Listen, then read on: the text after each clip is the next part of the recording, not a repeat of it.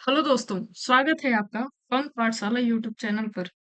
दोस्तों, आज आपके लिए फिर एक मैराथन क्लास आ गई है और ये मैराथन क्लास डेडिकेटेड है यूपी पीसीएस प्रीलिम्स 2025। दोस्तों, जैसा कि आपको पता है कि 12 अक्टूबर को 12 अक्टूबर को यूपी पीसीएस का पेपर होने वाला है। ठीक है, 12 अक्टूबर को यूपी पीसीएस का पेपर होने वाला है प्री का। तो इसके लिए जो पिछले 12 महीने के करंट अफेयर्स हैं, उसको यहाँ पर एक ही वीडियो में एक ही क्लास में कवर किया गया है। दोस्तों, इसका फॉर्मेट होगा मैराथन क्लास से होगी और ये सितंबर 2024 से सितंबर 2025 तक की क्लास पिछले 12 महीनों की एक ही वीडियो में कवर की गई है आपकी सहूलियत के लिए। तो इसमें कवर कैसे किया जाएगा? इसमें हम राष्ट्रीय देखेंगे, अंतर्राष्ट्रीय मुद्दे देखेंगे, प्रमुख नियुक्तियां, इकोनॉमिक्स, पर्यावरण, निधन, अन्य रिपोर्ट व सूचकांक, जो जो आपके एग्जाम में इम्पोर्टेंट हो सकता है, उसको हम कवर करें हैं। दोस्तों, मैं यहाँ पे बता दूं कि मैं यहाँ पे थीम वाइज आपके लिए कवर करी हूँ। ठीक है, थीम वाइज इसका क्या मतलब है? जैसे पहले राष्ट्रीय एक साथ कवर कर लिए, प्रमुख नियुक्तियां एक साथ कवर कर लिए। ऐसे करने का मेरा मेन मकसद है कि आपके जो आने वाला एग्जाम है उसमें आपका कोई प्रश्न छूटे ना। अगर नियुक्तियां से क्वेश्चन आ रहा है तो इस वीडियो से आपका क्वेश्चन वो हल हो सके। ठीक है, तो दोस्तों, इसमें टोटल 700 प्रश्न को मैंने कवर किया है। फॉर्मेट हमारा वन लाइनर है, लेकिन उसके जितने भी सेगमेंट हैं पूरे कवर किए गए हैं। ठीक है, वन लाइनर बनाने का मेरा एक मकसद है कि आपको इतने सारे जो फैक्ट हैं वो मतलब आसान तरीके से याद हो सके और थोड़ा इंटरेस्टिंग लगे, आपको याद करने में थोड़ा आसानी हो। तो दोस्तों, मैं पढ़ाते वक्त जो भी ट्रिक्स वगैरह बनेंगी, मैं उस हिसाब से आपको फटाफट याद करवाते जाऊंगी और आप भी फटाफट क्लास को 2x स्पीड या 1.5 स्पीड के साथ आप फटाफट कवर कर लेंगे। दोस्तों, मैं एक बात बता दूं आपको, आप यकीन मानिए, ये क्लास आपके लिए इतनी इम्पोर्टेंट है ना, क्योंकि आने वाले हर एक एग्जाम में इससे क्वेश्चन बनेगा बनेगा ही। लेकिन जो यूपी पीसीएस प्रीलिम्स है, अगर उसमें करंट अफेयर्स के 30 से 35 क्वेश्चन आते हैं, तो सबसे ज्यादा जो क्वेश्चन बनेंगे वो इस वीडियो से बनेंगे। तो दोस्तों, इसी के साथ हम शुरू करते हैं। फटाफट हम इसको कवर करते हैं। में महत्वपूर्ण नियुक्तियां हम देखेंगे 2025। पहले क्वेश्चन से हम शुरू करते हैं। अगस्त 2025 में भारत के नए उपसेना प्रमुख कौन बने हैं? अगस्त 2025 में भारत के नए उपसेना प्रमुख कौन बने हैं? तो ये बन गए हैं दोस्तों lieutenant general Pushpendra Singh. Lieutenant general Pushpendra Singh, और ये बने कब हैं? अगस्त 2025 में भारत के नए उपसेना प्रमुख बने हैं। हाल ही में इसरो के नए अध्यक्ष कौन बने हैं? तो इसरो के जो नए अध्यक्ष बन गए हैं वो बन गए हैं बी नारायण। बी नारायण बन गए हैं इसरो के नए अध्यक्ष। याद कैसे करोगे? देखो, जो नारायण से हम विष्णु भगवान को कनेक्ट करते हैं, विष्णु भगवान।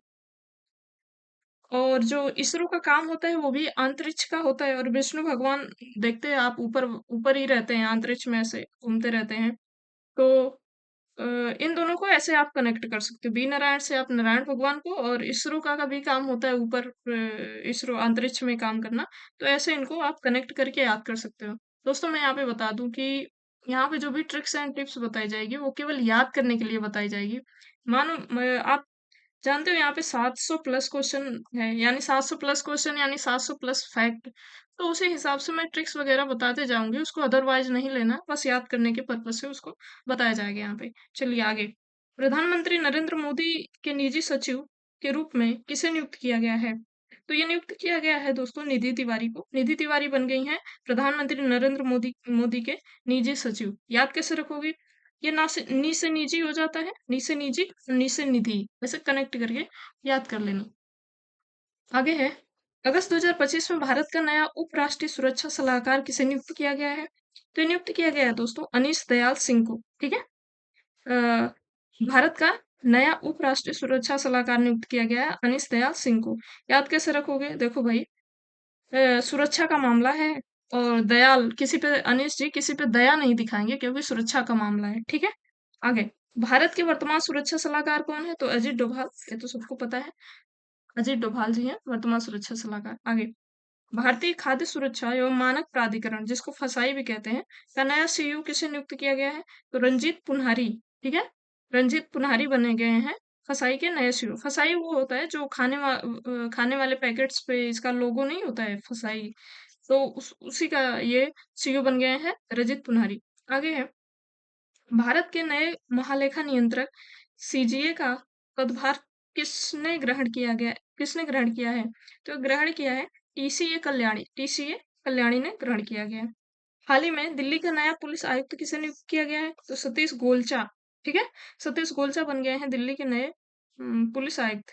याद कैसे करोगे? देखो भाई, गोलचा, सतीश गोलचा, गोलमाल कोई नहीं करना है, क्योंकि पुलिस आयुक्त बन गए हैं सतीश गोलचा। कोई भी अब कोई गोलमाल नहीं कर पाएगा, ठीक है, क्योंकि पुलिस बन गए हैं, मतलब पुलिस आयुक्त बन गए हैं सतीश गोलचा। आगे, हाल ही में लगातार तीसरी बार भारतीय मुक्केबाजी महासंघ के अध्यक्ष कौन बने हैं? तो बन गए हैं दोस्तों अजय सिंह। अजय सिंह बन गए हैं भारतीय मुक्केबाजी महासंघ के अध्यक्ष। आगे देखते हैं, भारतीय क्रिकेट कंट्रोल बोर्ड बीसीसीआई के नए कार्यवाहक अध्यक्ष कौन बन गए हैं? तो बन गए हैं दोस्तों राजीव शुक्ला। राजीव शुक्ला बन गए हैं।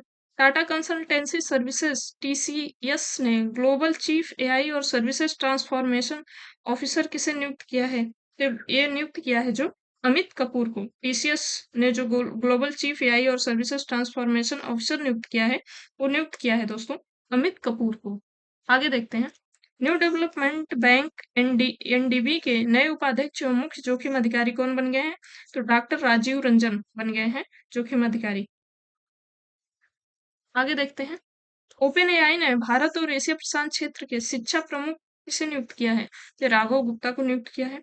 जुलाई 2025 में सशस्त्र सीमा बल एसएसबी के नए महानिदेशक कौन बन गए हैं? तो संजय सिंघल। ठीक है, यहाँ पे भी दो एस, यहाँ पे भी दो एस ऐसे करके याद कर लेना। आगे है, रक्षा लेखा महानियंत्रक का पदभार किसने ग्रहण किया है?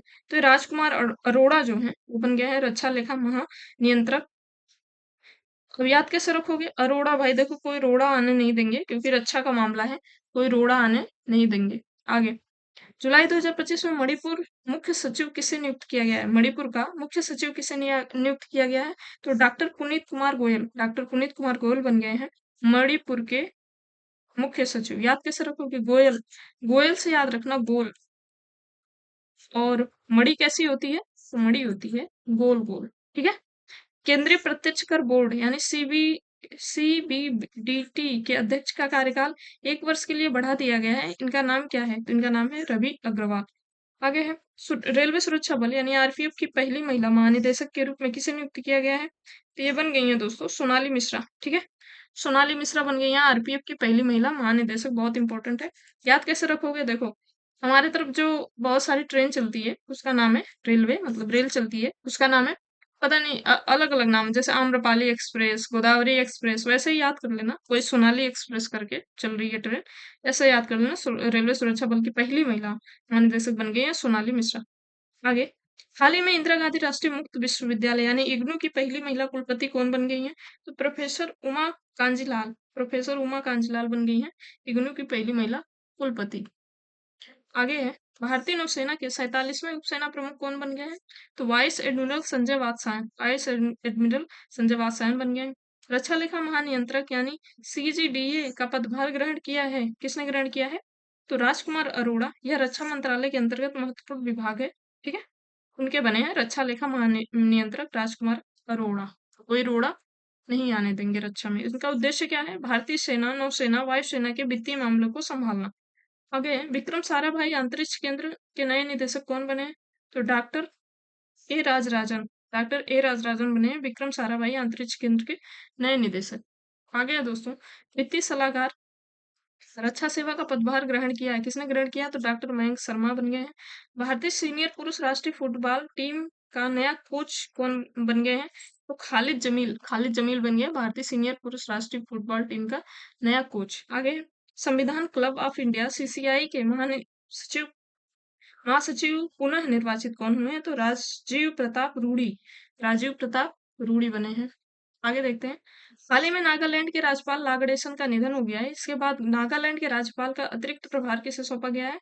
तो अजय कुमार भल्ला बन गए हैं अतिरिक्त प्रभार इनको दिया गया अजय कुमार भल्ला का। और ला गणेशन कहाँ के हैं? नागालैंड के, जिनकी हाल ही में निधन हो गया है। आगे, अगस्त 2025 में अंतर्राष्ट्रीय ओलंपिक समिति आईओसी ने किसे मानसिक स्वास्थ्य राजदूत के रूप में नियुक्त किया है? अभिनव बिंद्रा। ठीक है, अभिनव बिंद्रा को नियुक्त किया गया है। आईओसी का मुख्यालय कहाँ है? तो लुसाने, स्विट्जरलैंड। ठीक है, लुसाने, स्विट्जरलैंड में इसका मुख्यालय है। आगे, भारतीय मूल की किस युवती ने इंग्लैंड और वेल्स की सबसे कम उम्र की सॉलिसिटर बन गई है? तो कृषांगी मेश्राम, कृषांगी मेश्राम बनी है और इनकी उम्र महज 21 वर्ष है। ठीक है, और ये भारतीय मूल की है और इंग्लैंड और वेल्स की सबसे कम उम्र की सॉलिसिटर बन गई हैं। याद रखना इनको। आगे, जून 2025 में रॉ के नए प्रमुख कौन बन गए हैं? तो पराग जैन, पराग जैन जो है वो जो रॉ के नए प्रमुख बन गए हैं। यूपीएससी के नए अध्यक्ष के रूप में किसे नियुक्त किया गया है? तो अजय कुमार, अजय कुमार को बनाया गया यूपीएससी का नया अध्यक्ष। भारत के 26वें मुख्य चुनाव आयुक्त कौन बन गए हैं? ज्ञानेश कुमार, ज्ञानेश कुमार बन गए भारत के 26वें मुख्य चुनाव आयुक्त। याद कैसे रखोगे? देखो, ज्ञानेश भाई, ज्ञानेश कुमार को बोलो देखो भाई आप बहुत ज्ञानी हैं और चुनाव आयुक्त आप ही बन जाइए, क्योंकि पक्ष विपक्ष बहुत हल्ला करता रहता है। आप ज्ञानी हैं तो आप संभाल लेंगे, ऐसे करके याद कर लेना। ठीक है, जुलाई 2025 में अटल नवाचार मिशन AIM के मिशन निदेशक के रूप में किसे नियुक्त किया गया है? तो दीपक बागला। ठीक है, दीपक बागला को नियुक्त किया गया। आगे, जुलाई 2025 में हरियाणा के राज्यपाल के रूप में किसे नियुक्त किया गया? तो आसिम कुमार घोष, आसिम कुमार घोष बन गए हैं हरियाणा के नए राज्यपाल। आगे, भारतीय खो खो महासंघ का अध्यक्ष किसे नियुक्त किया गया है? तो खो खो सुधांशु मित्तल, सुधांशु मित्तल बन गए हैं भारतीय खो खो महासंघ का नया निदेशक। आगे, भारतीय सेना के उपसेना प्रमुख यानी रणनीतिक रूप में किसे चुना गया है? तो ये राजीव घई को चुना गया है।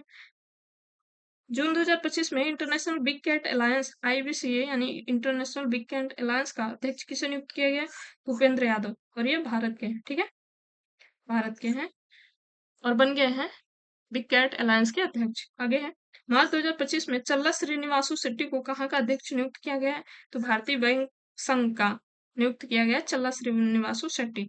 आगे है, आरबीआई के 26वें गवर्नर के रूप में किसे चुना गया है? तो संजय मल्होत्रा, संजय मल्होत्रा को चुना गया है आरबीआई का 26वां गवर्नर। याद कैसे रखोगे? मल्होत्रा से याद रखना, माल होता, माल होता है जिसके पास, वही रहता है आरबीआई। ठीक है, आरबीआई के पास बहुत माल है। आगे, मई 2025 में प्राक्कलन समिति के अध्यक्ष के रूप में किसे चुना गया है? तो संजय जायसवाल को चुना गया है। भारत के 23वें विधि आयोग के अध्यक्ष के रूप में किसे पदभार ग्रहण किया है? किसने ग्रहण किया है? तो न्यायमूर्ति दिनेश माहेश्वरी बन गए हैं विधि आयोग के 23वें अध्यक्ष। आगे देखते हैं दोस्तों, भारतीय प्रतिभूति और विनियमन बोर्ड यानी सेबी के 11वें अध्यक्ष के रूप में किसे चुना गया है? तो तुहिन कांता पांडे। भारत के नए नियंत्रक और महालेखा परीक्षक यानी CAG कौन बन गए हैं? तो के संजय मूर्ति। याद रखना, के संजय मूर्ति बहुत इंपॉर्टेंट है। भारत के नए कैग बन गए हैं। आगे, राष्ट्रीय महिला आयोग की नवीं अध्यक्ष कौन बन गई है? विजया किशोर रहटकर। ठीक है, विजय किशोर रहटकर। याद कैसे रखोगे? थोड़ा हटकर है, सबसे थोड़ा अलग है, इसीलिए बना दिया गया है इनको राष्ट्रीय महिला आयोग की अध्यक्ष। ठीक है, आगे, नालसा यानी राष्ट्रीय विधिक सेवा प्राधिकरण का कार्यकारी अध्यक्ष के रूप में किस नियुक्त किया गया है? तो न्यायमूर्ति सूर्यकांत को बनाया गया है। हाल ही में पहली महिला विधि सचिव के रूप में किसे नियुक्त किया गया है? तो अंजू राठी राणा, अंजू राठी राणा बन गई है पहली महिला विधि सचिव। आगे है, वर्ष 2025-26 के लिए संसदीय प्राक्कलन समिति का अध्यक्ष किसे नियुक्त किया गया है? तो संजय जायसवाल। सार्वजनिक उपक्रम समिति का अध्यक्ष किसे नियुक्त किया गया है? तो बैजयंत पांडा, बैजयंत पांडा बन गए हैं सार्वजनिक उपक्रम समिति का अध्यक्ष। आगे दोस्तों, अब यहाँ से हमारा रिपोर्ट और सूचकांक जो 2025 में चर्चा में थी, ये ऊपर हम लोगों ने नियुक्तियां सारी पढ़ ली। ठीक है, एक साल में जो इम्पोर्टेंट नियुक्तियां को हुई हैं उसको हमने कवर कर लिया। अब यहाँ से कवर करेंगे हम जितने भी रिपोर्ट व सूचकांक थे, काफी इंपॉर्टेंट है दोस्तों। इसमें देखिए आपके सारे पॉइंट कवर किए गए हैं, आपको टेंशन नहीं लेना है। बस क्लास को 2 3 4 बार जितनी बार हो सके आप रिवीजन कर लेना। आगे देखते हैं, अगस्त 2025 में जारी वैश्विक शांति सूचकांक 2025 में भारत का स्थान क्या है? भारत का स्थान 115वां दोस्तों। 163 देशों में, 163 देशों में 115वां है, याद रखना। और इस इंडेक्स को जारी करता कौन है? तो institute for economics and peace जारी करता है, पीस और शांति पे जारी कर रहा है। ठीक है, तो यहाँ से कनेक्ट कर लेना। इसमें भारत का स्कोर क्या है? स्कोर जरूर बहुत पूछता है, 2.229 याद रख लेना। टॉप के थर्ड देश कौन से हैं? तो आइसलैंड, आयरलैंड और न्यूजीलैंड। याद कर लेना, आइसलैंड और आइसलैंड मतलब कि टॉप पे है, यानी कि वहां पे आइस है, बर्फ है तो वहां पे ज्यादा मानव रहेंगे नहीं, तो शांति ही शांति रहेगी। तो ऐसे याद कर लेना, आइसलैंड, आयरलैंड और न्यूजीलैंड। ठीक है, आगे देखते हैं इसका। दुनिया का सबसे आसान देश कौन सा है? तो रूस, यूक्रेन और सूडान। ठीक है, ये सब युद्ध में ही बिजी हैं, ये रूस, यूक्रेन और सूडान, तो कहाँ से शांति रहेगी? तो ये सबसे आसान देश है। विश्व प्रतिस्पर्धा रैंकिंग 2025 में, ये अगला हो गया, विश्व प्रतिस्पर्धा रैंकिंग 2025 में भारत किस स्थान पर है? तो भारत 41 स्थान पर है। ठीक है, 2024 में 39वां स्थान था इसका। टॉप के तीन देश कौन से? तो स्विट्जरलैंड, सिंगापुर और हांगकांग। स्विट्जरलैंड, सिंगापुर और हांगकांग है प्रतिस्पर्धा रैंकिंग में टॉप के। अगला आप देखते हैं, स्वच्छ सर्वेक्षण 2024-25 में लगातार 8वीं बार भारत का सबसे स्वच्छ शहर कौन सा बन गया है? तो इंदौर, जो कि मध्य प्रदेश का है। इंदौर का दौर चल रहा है एकदम, ऐसे याद कर लेना, 8 बार से लगातार यही बन रहा है, इंदौर का दौर चल रहा है एकदम। टॉप के तीन शहर कौन से है? तो इंदौर है, फिर सूरत है, फिर नवी मुंबई है। इंदौर है, फिर सूरत है, फिर नवी मुंबई है। 3 से 10 लाख आबादी में सबसे स्वच्छ शहर कौन सा है? तो नोएडा, यूपी। यूपी का नोएडा जो है वो सबसे स्वच्छ शहर में है, 3 से 10 लाख की आबादी में। सतत विकास लक्ष्य यानी एसडीजी सूचकांक 2025 में भारत किस स्थान पर है? तो 99वें स्थान पर है। ठीक है, 99वें स्थान पर है दोस्तों, सतत विकास लक्ष्य में। याद कैसे रखोगे? 99 सतत से याद रखना, सतत, सतत से याद रखना, शतक। और शतक लगाने से हम थोड़ा एक नंबर चूक गए, 99 है, नहीं तो हमारा 100 लग जाता है, ऐसे करके याद रख लेना। जारीकर्ता कौन सा है? तो सतत विकास समाधान नेटवर्क। टॉप के तीन देश कौन से? फिनलैंड, स्वीडन और डेनमार्क, टॉप के तीन देश हैं। भारत के कौन से पड़ोसी देश हैं जिनकी रैंकिंग भारत से ऊपर है? तो भूटान की है 76, नेपाल की है 85 और बांग्लादेश की है 88 और अपने भारत की है 99। अब अगला, प्रबंधन प्रबंधन प्रभावशाली मूल्यांकन 2020 से 25 में राष्ट्रीय उद्यानों के प्रबंधन में किस राज्य को शीर्ष स्थान प्राप्त हुआ है? तो ये केरल को शीर्ष स्थान प्राप्त हुआ है। आगे, ग्लोबल लिवेबिलिटी इंडेक्स 2025 के अनुसार दुनिया का सबसे रहने योग्य शहर कौन सा है? कोपेनहेगन डेनमार्क है दुनिया का सबसे रहने योग्य शहर। जारीकर्ता कौन है? तो इकोनॉमिक्स इंटेलिजेंस यूनिट इसको जारी करता है। टॉप के तीन देश कौन से हैं? तो कोपेनहेगन डेनमार्क का, वियना ऑस्ट्रेलिया का, वियना ऑस्ट्रिया का और ज्यूरिख जो है वो स्विट्जरलैंड का है। दुनिया का सबसे कम रहने योग्य शहर कौन सा है? तो दमिश्क, ये सीरिया वाला जो जहाँ पे आतंकवादी हमले होते रहते हैं बहुत, तो सबसे कम रहने योग्य शहर है। ठीक है, आगे, जो जलवायु परिवर्तन प्रदर्शन सूचकांक में भारत का स्थान क्या है? तो 10 है। ठीक है, याद कैसे रखोगे? जलवायु परिवर्तन प्रदर्शन में भारत ने इतना अच्छा काम किया कि 10 में से 10 स्थान प्राप्त किया। जारीकर्ता कौन है? तो German watch, new climate institute और क्लाइमेट एक्शन नेटवर्क इसको जारी करता है। शीर्ष तीन देश कौन से हैं? तो डेनमार्क, नीदरलैंड और यूनाइटेड किंगडम। ठीक है, ये पूरी जानकारी हमने पढ़ी है जलवायु परिवर्तन प्रदर्शन सूचकांक की। ठीक है, आगे, आईएमडी स्मार्ट शहर इंडेक्स 2025 में कौन सा शहर दुनिया का सबसे स्मार्ट शहर की सूची में शीर्ष पर है? तो ज्यूरिख स्विट्जरलैंड का है। भारत का सबसे स्मार्ट शहर कौन सा है इसमें? दिल्ली।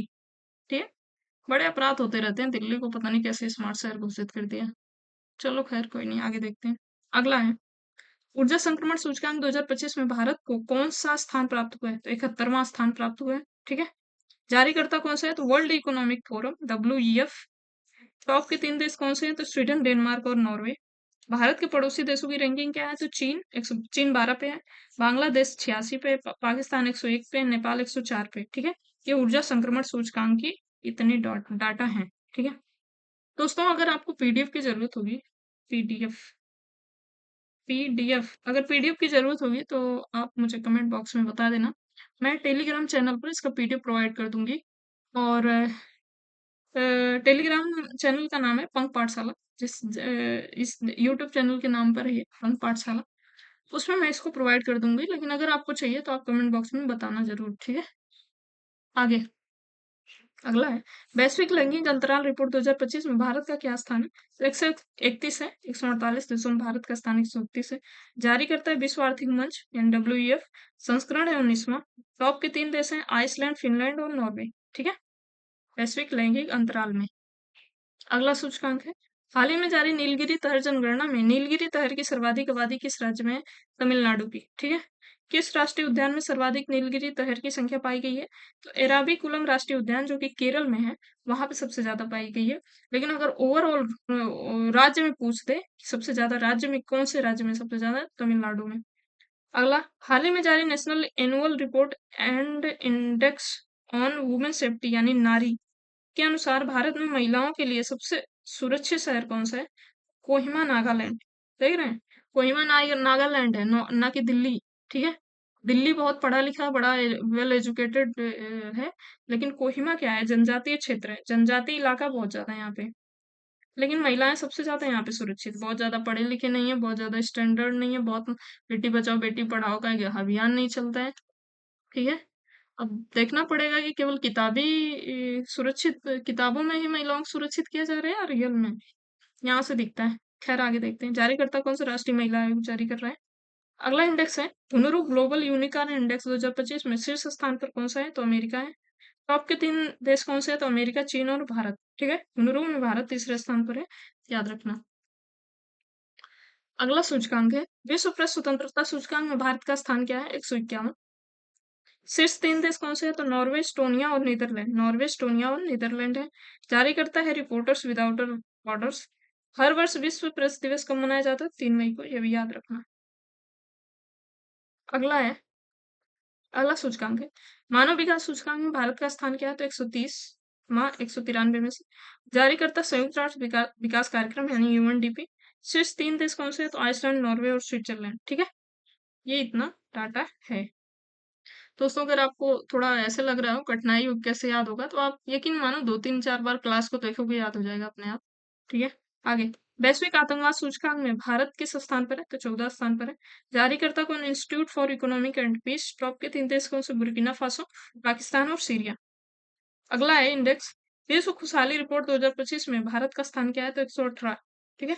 126 था पहले, अब 118। याद कैसे रखोगे? 18 18 के जब हो जाते हो आप तो बहुत खुश हो जाते, खुशहाली खुश हो जाते, क्योंकि आपको वोट देने का अधिकार मिल जाता है, आपको शादी करने का अधिकार हो जाता है यहाँ से, तो बहुत खुश हो जाते हो, इसलिए 118। ठीक है? याद कर लेना ऐसे। जारी करता है संयुक्त राष्ट्र सतत विकास समाधान नेटवर्क। देखो किसी चीज का समाधान हो जाता है तो हम खुश हो जाते हैं, चाहे लाइफ से जुड़ा हो, एग्जाम से जुड़ा हो। ठीक है? तो ऐसे याद रखना समाधान।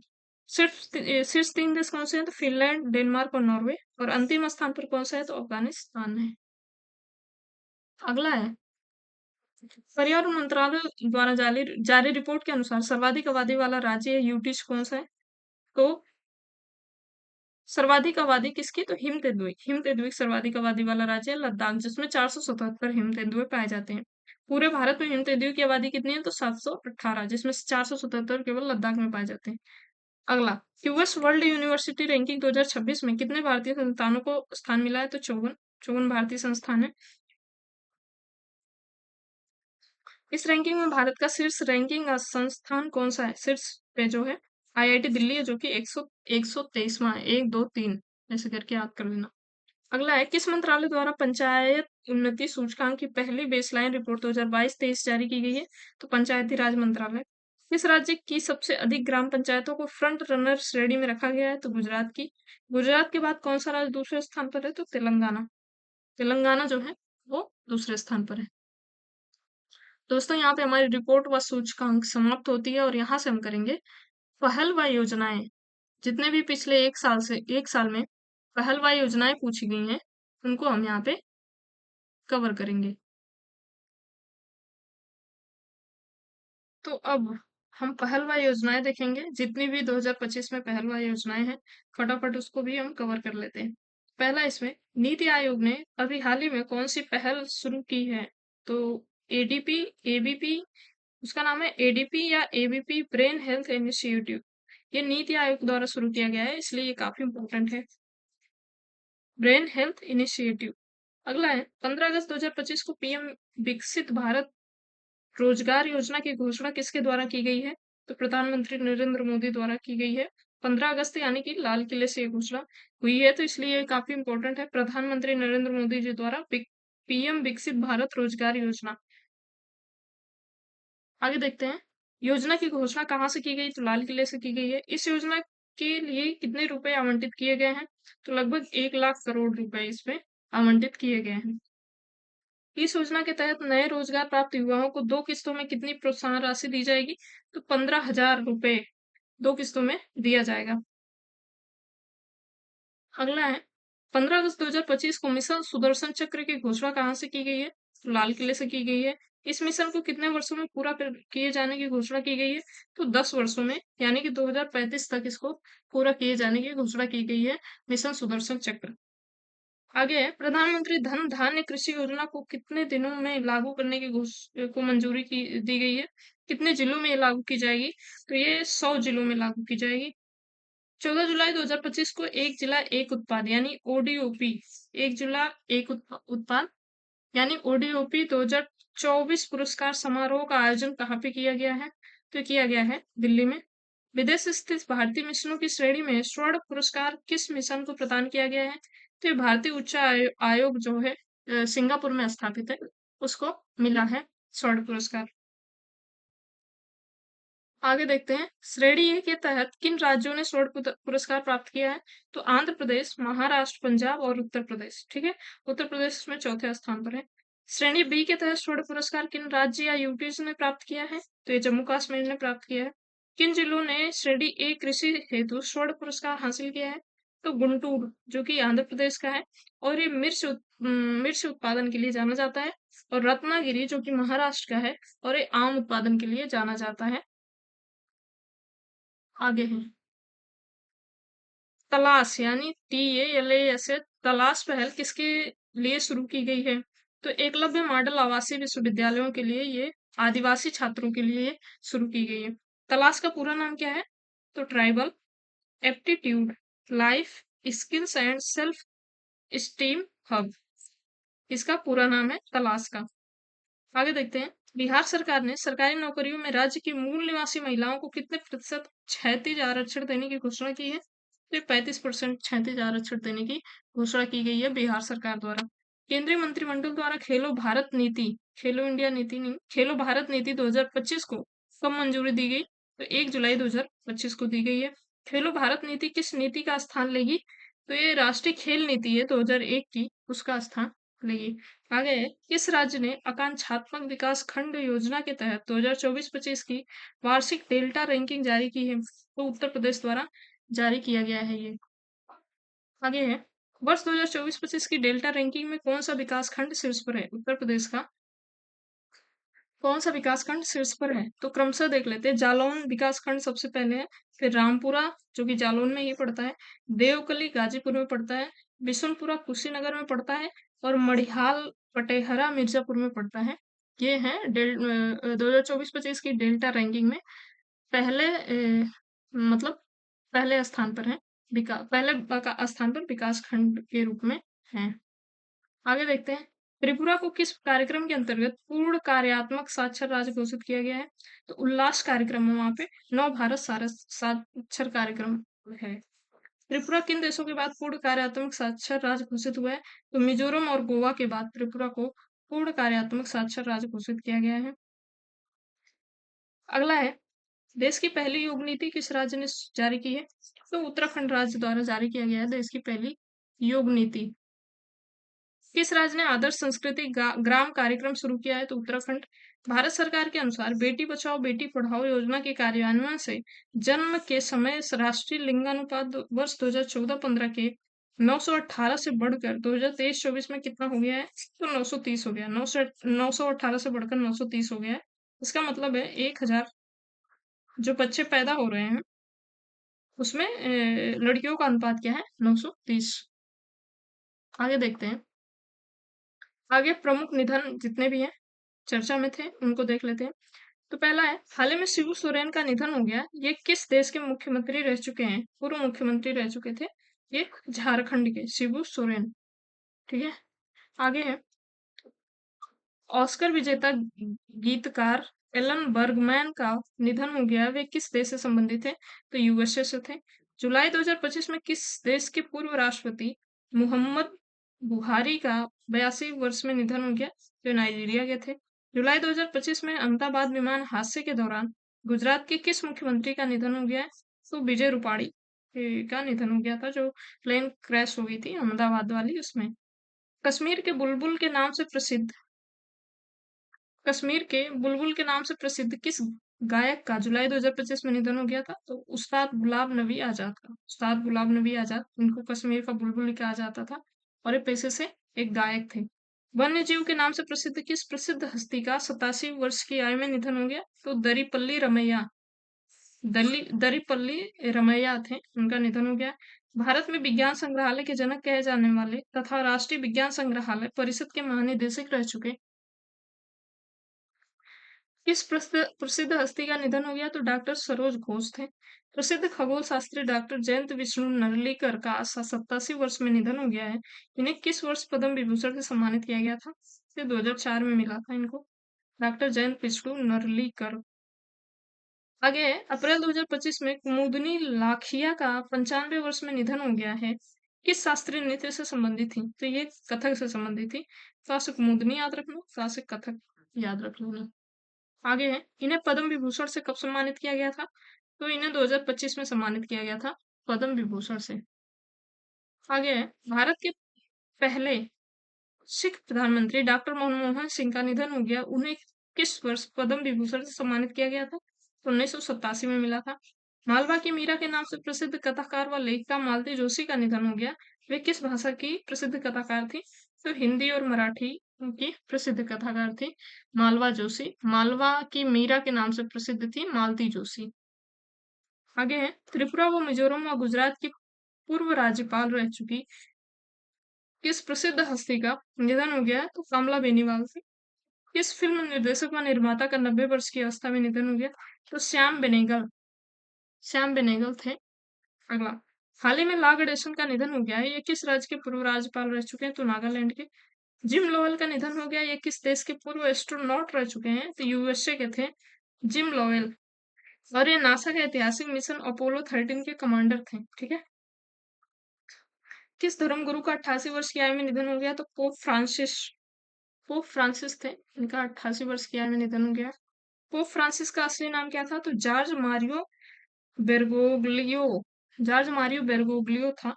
हाल ही में किस प्रसिद्ध भारतीय बिजनेसमैन व सामाजिक कार्यकर्ता का निधन हो गया?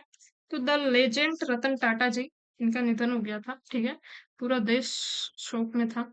आगे, अहमदाबाद विमान दुर्घटना में किस राज्य के पूर्व राज्यपाल पूर्व मुख्यमंत्री विजय रूपाणी का निधन हो गया? तो गुजरात के थे। ठीक है, अगला देखते हैं। इतिहास के पहले लैटिन अमेरिका पोप फ्रांसिस का 88 वर्ष की आयु में निधन हो गया। ये किस देश से संबंधित है? अर्जेंटीना के थे। इसरो के किस पूर्व अध्यक्ष का 84 वर्ष में निधन हो गया था, जिन्हें 2000 में पद्म विभूषण से सम्मानित किया गया जा चुका है? तो के कस्तूरी रंगन है। आगे, दुनिया के सबसे गरीब राष्ट्रपति के नाम से प्रसिद्ध जोस पेपो मुजिका का 89 वर्ष की आयु में निधन हो गया। किस देश के पूर्व राष्ट्रपति थे? उरुग्वे के थे। ठीक है, और इनको दुनिया का सबसे गरीब राष्ट्रपति कहा जाता था।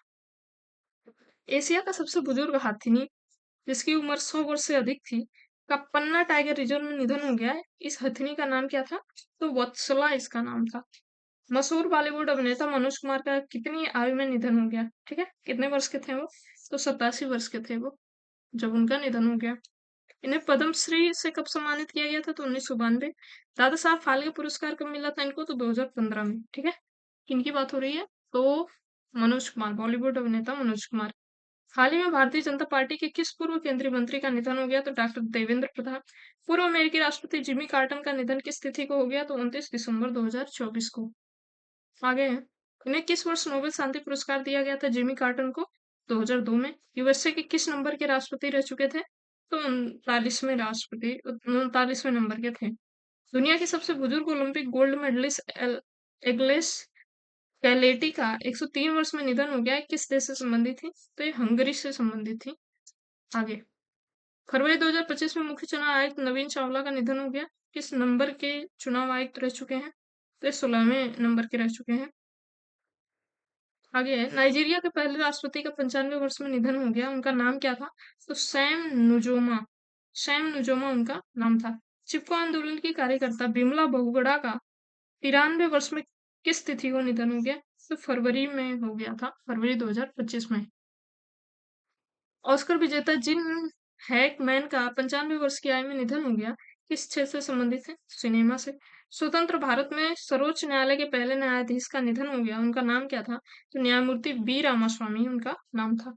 मई 2025 में किस धार्मिक नेता पोप के निधन पर भारत सरकार ने 3 दिवस का राजकीय शोक घोषित किया था? तो पोप फ्रांसिस, इनके निधन पर भारत ने 3 दिन का शोक घोषित किया था। अगला है, भारतीय शास्त्रीय गायिका डॉक्टर प्रभा अत्रे का निधन हो गया, वे किस घराने से संबंधित थी? तो किराना घराने से संबंधित थी। ठीक है। अब अगला, प्रमुख अवसंरचना निर्माण। ठीक है, भारत में जो प्रमुख अवसंरचना निर्माण है या विश्व में भी जो भी है, जिनमें नए नए निर्माण हुए हैं, जो कि काफी इंपॉर्टेंट है। अवसंरचना निर्माण से बहुत पूछता है क्वेश्चन, तो इसको भी हम देख लेते हैं फटाफट, इसके सारे पॉइंट को कवर कर लेते हैं।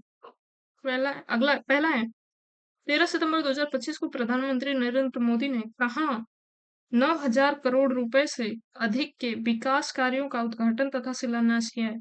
तो किया है आइजोल मिजोरम में। कब किया है? 13 सितंबर 2025 में, भी हाल ही में हुआ है। यहाँ पर 8,070 करोड़ रुपए की लागत वाली किस नई रेल लाइन का उद्घाटन किया गया है? तो बैराबी सौरांग रेल लाइन का उद्घाटन किया गया है। आगे है, इस ऐतिहासिक अवसर पर जब आइजोल पहली बार भारतीय रेल नेटवर्क से जुड़ा तो कितनी नई एक्सप्रेसवे ट्रेन को हरी झंडी दिखाकर रवाना किया गया? तो 3। हाल ही में कहां पर रक्षा मंत्री राजनाथ सिंह और उत्तर प्रदेश के मुख्यमंत्री योगी आदित्यनाथ ने रक्षा उपकरण एवं ड्रोन निर्माण इकाई का लोकार्पण किया? तो गौतम बुद्ध नगर में किया है, रक्षा मंत्री राजनाथ सिंह और उत्तर प्रदेश के मुख्यमंत्री द्वारा।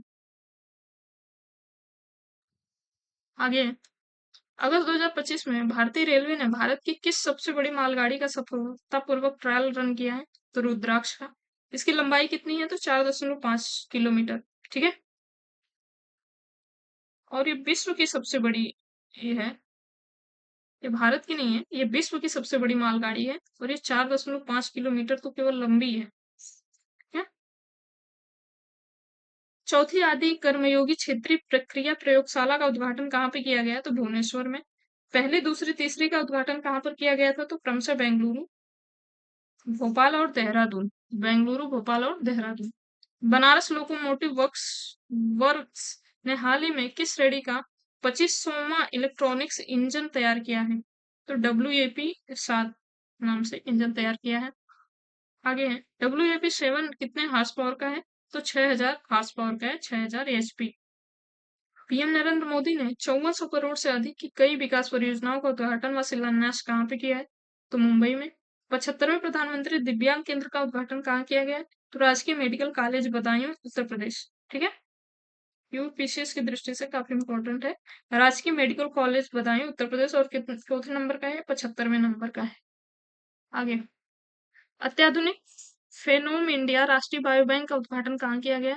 CSIR IGIB दिल्ली में। उत्तर प्रदेश कैबिनेट ने किन दो एक्सप्रेसवे को जोड़ने के लिए नए लिंक एक्सप्रेसवे है तो ग्रीनफील्ड लिंक एक्सप्रेसवे के निर्माण को मंजूरी दी है? तो आगरा लखनऊ एक्सप्रेसवे और पूर्वांचल एक्सप्रेसवे में।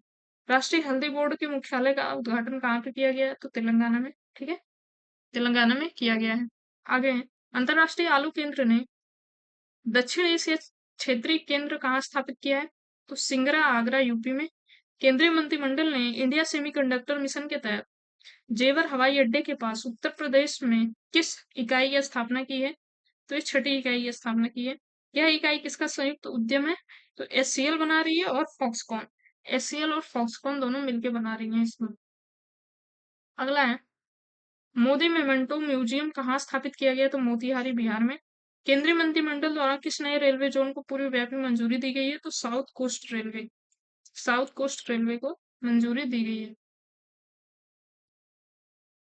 अगला है, 6 जून 2025 को जम्मू कश्मीर में पीएम मोदी द्वारा अनावरण किया गया दुनिया का सबसे ऊंचा रेलवे आर्क ब्रिज का क्या नाम है? तो चिनाव रेलवे ब्रिज। कौन सा प्रमुख रेल लिंक राष्ट्र को समर्पित किया गया है? तो उधमपुर श्रीनगर बारामूला रेल लिंक। ठीक है, उसका शॉर्ट में नाम है USBRL। USBRL इसका शॉर्ट में नाम है। आगे, पीएम मोदी द्वारा कौन सी दो वंदे भारत ट्रेनों को हरी झंडी दिखाकर रवाना किया गया? तो कटरा श्रीनगर और श्रीनगर कटरा। कटरा श्रीनगर और कटरा। आगे है, मोदी जी ने भारत के किस पहले केबल स्टे रेल ब्रिज का उद्घाटन किया? तो अंजी रेल ब्रिज, ठीक है, अंजी रेल ब्रिज का उद्घाटन किया है। अब स्पोर्ट्स से देखते हैं, पुरुष एशिया कप 2025 का आयोजन कहाँ पर किया गया? तो राजगीर बिहार में, काफी इंपोर्टेंट है। राजगीर बिहार में किया गया पुरुष एशिया कप 2025 का। यह कौन सा संस्करण था? तो बरामा था। इसमें कौन सा देश विजेता रहा? तो भारत। उप विजेता कौन रहा? दक्षिण कोरिया।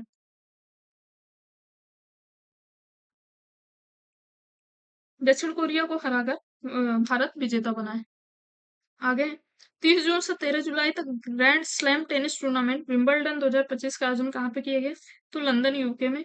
विंबलडन का पुरुष एकल का खिताब किसने जीता है? तो जेनिक सिनर, जो कि इटली के पहले ऐसे खिलाड़ी बन गए हैं। विंबलडन जीतने वाले इटली के पहले खिलाड़ी बन गए हैं जेनिक सिनर। जेनिक सिनर ने फाइनल में किसे हरा कर यह खिताब अपने नाम किया? तो कार्लोस अल्काराज, जो कि स्पेन के हैं, उनको हराकर खिताब अपने नाम किया। आगे विंबलडन का महिला एकल का खिताब जीतने वाली पोलैंड की पहली खिलाड़ी कौन बन गई? तो ईगा स्विटेक बन गई है। विंबलडन का पुरुष एकल का खिताब जीतने वाले कौन बने हैं? तो जूलियन कैस और लॉयड ग्लासपुल, दोनों यूके के हैं। जूलियन कैस और लॉयड ग्लासपुल। आगे हैं, भारतीय मुक्केबाजी के अध्यक्ष के रूप में लगातार तीसरी बार कौन चुना गया? तो अजय सिंह चुने गए हैं भारतीय मुक्केबाजी के अध्यक्ष। 20 जून से 4 अगस्त 2025 के बीच भारतीय क्रिकेट टीम के इंग्लैंड दौरे पर कितने मैचों की टेस्ट श्रृंखला का आयोजन किया गया? तो 5 मैच। इंग्लैंड व भारत के बीच आयोजित सभी द्विपक्षीय टेस्ट श्रृंखलाओं को अब किस नाम से जाना जाएगा? तो एंडरसन तेंदुलकर ट्रॉफी के नाम से जाना जाएगा। अगला है, एंडरसन तेंदुलकर ट्रॉफी 2025 का परिणाम क्या रहा है? तो ड्रॉ, 2-2। किन खिलाड़ियों को श्रृंखला का सर्वश्रेष्ठ खिलाड़ी घोषित किया गया? तो हैरी ब्रूक इंग्लैंड के और शुभमन गिल भारत के। 16 से 27 जुलाई 2025 के बीच ग्रीष्मकालीन विश्व विश्वविद्यालय खेल 2025 का आयोजन कहाँ पे किया गया? तो जर्मनी में ये किया गया है। आगे है, किस देश ने पदक तालिका में शीर्ष स्थान हासिल किया है? तो जापान, जो कि 34 स्वर्ण सहित कुल 79 पदक जीता है। 10 से 20 जुलाई 2025 के मध्य अखिल भारतीय MCC Murugappa gold cup hockey tournament 2025 का आयोजन कहाँ पे किया गया? तो चेन्नई तमिलनाडु में किया गया। कौन सी हॉकी टीम विजेता रही है? तो रेलवे स्पोर्ट्स प्रमोशन बोर्ड विजेता इसमें रही है। अगला है, the rise of hitman the Rohit Sharma story पुस्तक के लेखक कौन है? तो R Kaushik. The rise of hitman the Rohit Sharma story पुस्तक के लेखक कौन है? आर कौशिक। ये जो अपने भारतीय क्रिकेटर हैं रोहित शर्मा, उन पे ये बुक लिखी गई है। 14 जून से 13 जुलाई 2025 के मध्य आयोजित फीफा क्लब विश्व कप फुटबॉल 2025 की मेजबानी कौन सा देश, किस देश ने की? तो यूएसए ने की। यूएसए ने इसकी मेजबानी की। कौन सा क्लब चैंपियन रहा? तो Chelsea FC. Chelsea football club जो है वो चैंपियन रहा है। अगला, जुलाई 2025 में किसने फीडे महिला विश्व कप 2025 का खिताब जीता है? तो दिव्या देशमुख। 11 से 14 जून 2025 के मध्य आयोजित वर्ल्ड टेस्ट चैंपियनशिप 2025 के फाइनल में किन टीमों ने जगह बनाई है? तो ऑस्ट्रेलिया व दक्षिण अफ्रीका ने जगह बनाई है। आगे है, कौन सी टीम विजेता रही? तो दक्षिण अफ्रीका, और ये पहली बार विजेता रही है। मैच का सर्वश्रेष्ठ खिलाड़ी किसे घोषित किया गया? तो एडन मार्क्रम, दक्षिण अफ्रीका के हैं एडन मार्क्रम, उनको घोषित किया गया है। 25 मई 2025 मई 25 मई से 28 जून के बीच 25 मई से 28 जून के मध्य आयोजित tennis grand slam tournament French open 2025 का आयोजन कहाँ पे किया गया? तो रोलैंड गरोस पेरिस फ्रांस में इसका आयोजन किया गया। ठीक है। अगला है, अगला है, किस खिलाड़ी ने लगातार दूसरे वर्ष खिताब अपने नाम किया है? तो कार्लोस अल्काराज, जो कि स्पेन के हैं। महिला एकल का खिताब किसने जीता है? तो कोको गॉफ, जो कि यूएसए की है। 4 से 15 मई 2025 के मध्य खेलो इंडिया यूथ गेम 2025 की मेजबानी बिहार के किन शहरों में की गई? तो ये जो मेजबानी की गई है पटना में, राजगीर में, गया, भागलपुर और बेगूसराय, इसमें इसमें की गई है खेलो इंडिया यूथ गेम्स। ठीक है। इन खेलों का शुभंकर क्या था? तो गज सिंह। किस राज्य ने प्रथम स्थान हासिल किया? महाराष्ट्र, कुल 158 पदक जीता। उत्तर प्रदेश का तालिका में कौन सा स्थान है? तो कुल 52 पदक इसने जीता और इसका स्थान है 7वां। अगला है, 22 मार्च से 30 जून 2025 के मध्य आयोजित 18वीं इंडियन प्रीमियर लीग यानी आईपीएल 2025 में कितनी टीमों ने भाग लिया? तो 10 टीमों ने भाग लिया। कौन सी टीम विजेता रही? तो रॉयल चैलेंजर्स बेंगलुरु, आरसीबी, पहली बार, जिसमें एक हादसा भी हो गया था, भगदड़ मच गई थी, कई लोगों की जान भी चली गई थी। फाइनल मैच का सर्वश्रेष्ठ खिताब किसे घोषित किया, किसे मिला? तो कुणाल पांड्या, आरसीबी के ही हैं, उनको घोषित किया गया। आगे, सर्वाधिक रनों के लिए ऑरेंज कैप किसे प्रदान किया गया? तो साई सुदर्शन, गुजरात टाइटंस के हैं, 759 रन बनाए इन्होंने। सर्वाधिक विकेट के लिए पर्पल कैप किसे दिया गया? प्रसिद्ध प्रसिद्ध कृष्णा, जो कि गुजरात टाइटंस के हैं, और 25 विकेट इन्होंने लिया था पूरे आईपीएल में। आगे है, आईपीएल के इतिहास में शतक लगाने वाले सबसे युवा खिलाड़ी कौन बने थे?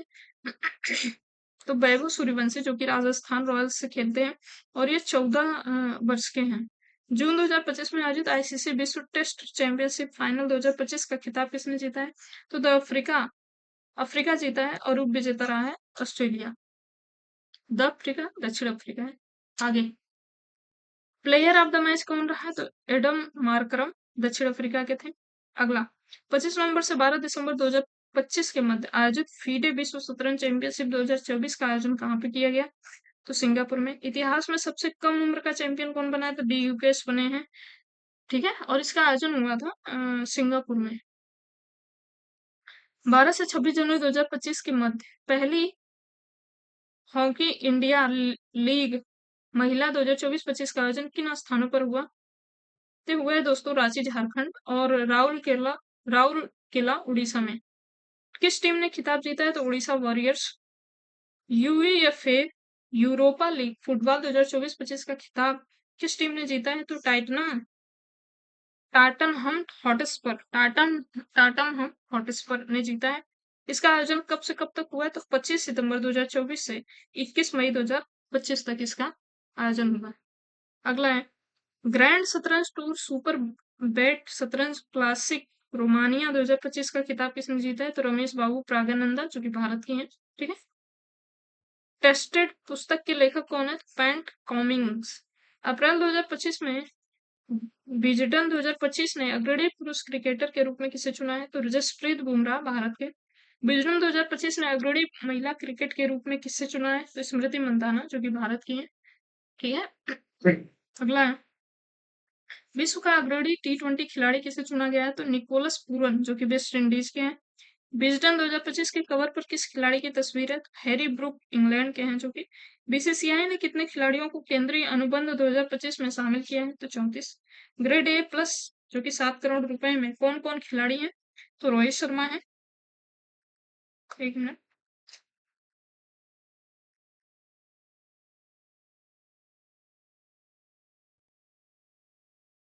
एक मिनट दोस्तों,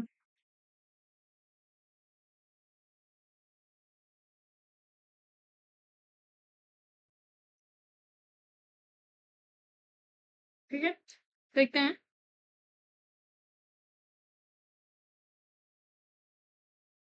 रोहित शर्मा है, विराट कोहली है, जसप्रीत बुमराह और रविंद्र जडेजा है। आगे है, 17 से 23 मार्च 2025 में कबड्डी विश्व कप 2025 कहाँ आयोजित हुआ है? तो वेस्ट मिडलैंड, इंग्लैंड में आयोजित हुआ है। 2025 कबड्डी विश्व कप में पुरुषों व महिलाओं का खिताब किस टीम ने जीता है? तो भारत ने। किस टीम ने महिला प्रीमियम लीग WPL 2025 का खिताब जीता है? तो मुंबई इंडियंस ने जीता है। आगे, इसका आयोजन कब से कब तक हुआ? तो 14 फरवरी से 15 मार्च 2025 तक। उप विजेता कौन सी टीम रही? तो दिल्ली कैपिटल्स। 38वें राष्ट्रीय खेल 2025 की मेजबानी किस राज्य ने की है? तो उत्तराखंड। 38वें राष्ट्रीय खेल की मेजबानी करा उत्तराखंड। 38वें राष्ट्रीय खेल का आयोजन कहाँ पे हुआ है? तो 28 जनवरी से 14 फरवरी को हुआ है। 2025 की राष्ट्रीय खेलों का आदर्श वाक्य क्या था? तो संकल्प से शिखर तक। संकल्प से शिखर तक। आगे है, इसमें पदक तालिका में शीर्ष स्थान पर कौन सा था? तो services sports control board, SSCB। 2025 के राष्ट्रीय खेलों का आधिकारिक शुभंकर क्या था? तो मौली, एक हिमालयी मोनाली पक्षी है। 13 से 19 जनवरी 2025 के मध्य पहले खो-खो विश्व कप 2025 कहाँ पर आयोजित किया गया? तो इंदिरा गांधी इंडोर स्टेडियम नई दिल्ली में। कौन सी पुरुष टीम चैंपियन बनी? तो भारत। कौन सी महिला टीम चैंपियन बनी? तो भारत, ठीक है, दोनों में भारत बन गई है। अब दोस्तों, साइंस एंड टेक के क्वेश्चन जितने भी हैं उनको हम फटाफट साइंस एंड टेक के जितने भी क्वेश्चन उसको देख लेते हैं फटाफट। रूस की किस कैंसर वैक्सीन ने 100% सफलता पाई है? तो ये एंट्रोमिक्स करके वैक्सीन है। एक मिनट। एंट्रोमिक्स करके एक वैक्सीन है, उसने सफलता पाई है। ठीक है, अब आगे। यह वैक्सीन किस प्रकार की तकनीकी से बनाई गई है? तो mRNA तकनीकी से बनाई गई है। जुलाई 2025 में भारी जल उन्नयन के लिए भारत की पहली निजी परीक्षण सुविधा का उद्घाटन कहाँ किया गया? तो पालघर, महाराष्ट्र में। 1 से 14 सितंबर 2025 के मध्य आयोजित अभ्यास मैत्री 14 किन दो देशों के मध्य हुआ है? तो ये भारत व थाईलैंड के मध्य हुआ है। अभ्यास मैत्री का 14वां संस्करण। इसका आयोजन कहाँ पे किया गया? तो उमरोई, मेघालय में।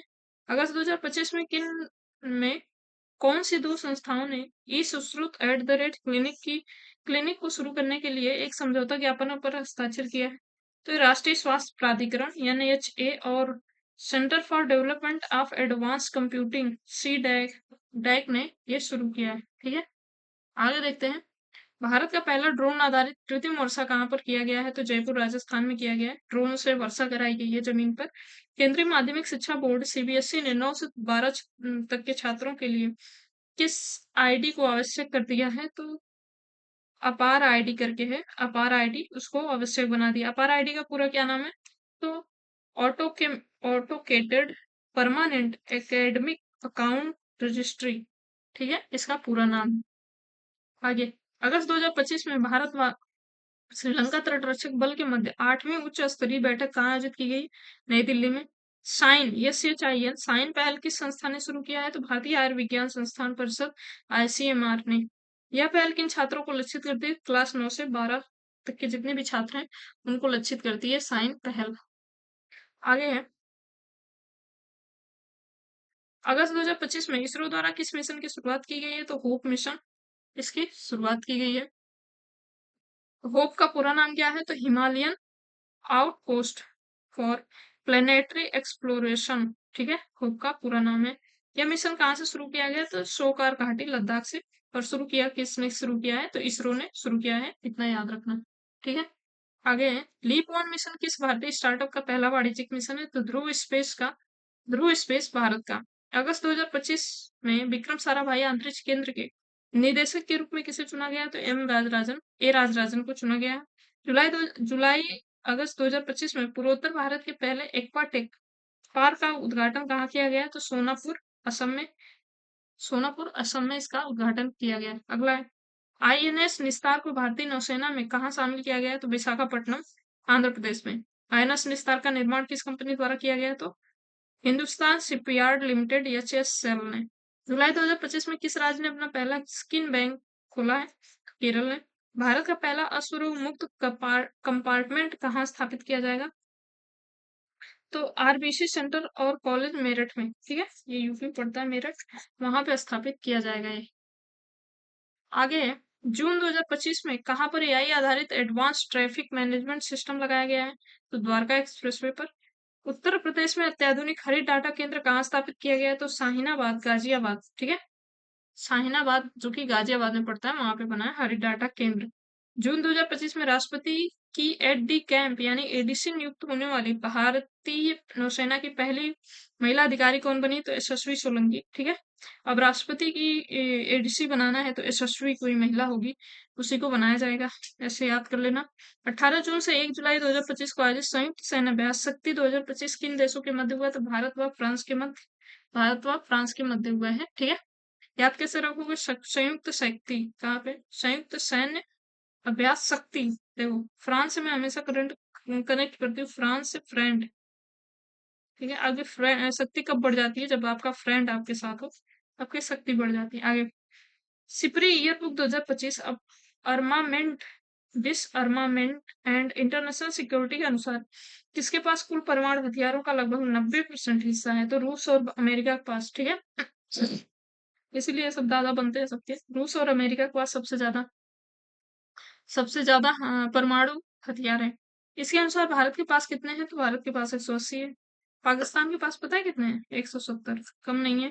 ठीक है, ये भी कितने देश परमाणु संयंत्र संपन्न देश हैं? तो 9 देश हैं, जिसमें है यूएसए, रूस, यूके, फ्रांस, चीन, भारत, पाकिस्तान, उत्तर कोरिया, इसराइल। उत्तर कोरिया देखो, वो जो किम जोंग उन नहीं है उत्तर कोरिया का, उसके पास भी परमाणु हथियार है।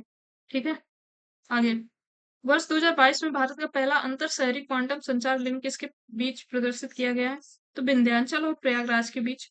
जुलाई 2025 भारतीय नौसेना का नया मल्टी रोल स्टेल्थ फ्रिगेट तमाल कहाँ स्थापित किया गया है? तो कालिनी नगराद रूस में। कालिनी नगराद जगह है एक रूस में, वहां पे स्थापित किया गया नौसेना का मल्टी रोल स्टेल्थ फ्रिगेट तमाल। आगे। भारत का अपनी तरह का पहला एग्री ड्रोन स्वदेशीकरण हब कहाँ स्थापित किया गया? तो चेन्नई, तमिलनाडु में। 25 से 26 जून 2025 को शंघाई सहयोग संगठन के रक्षा मंत्रियों की बैठक कहाँ आयोजित हुई है? तो किंगदाओ, चीन में। किंगदाओ, चीन में आयोजित हुई है। आगे है। 9 से 13 जून 2025 को तीसरा संयुक्त राष्ट्र महासागर सम्मेलन कहाँ आयोजित किया गया? तो निस निस में किया गया, निस फ्रांस में। ठीक है। मिशन नाविका सागर परिक्रमा 2 का समापन कहाँ किया गया? तो मुर्मू गोवा, गोवा में। मिशन नाविका सागर परिक्रमा 2 कब आरंभ की गई? तो 2 अक्टूबर 2024 को, यानी गांधी जयंती के अवसर पर यह शुरू की गई थी। आगे है। कौन सा मिशन अपनी तरह का पहला मिशन है जिसे इसरो व नासा ने संयुक्त रूप से विकसित किया है? तो निसार मिशन। निसार का पूरा नाम क्या है? तो NASA ISRO synthetic aperture radar. ये यूएसए और भारत का संयुक्त मिशन है, निसार। और ये पृथ्वी की निगरानी करेगा। ठीक है, आगे। जुलाई 2025 में भारत की पहली हाइड्रोजन संचालित ट्रेन कोच का सफल परीक्षण किस स्थान पर किया गया? तो इंटीग्रेटेड कोच फैक्ट्री, चेन्नई।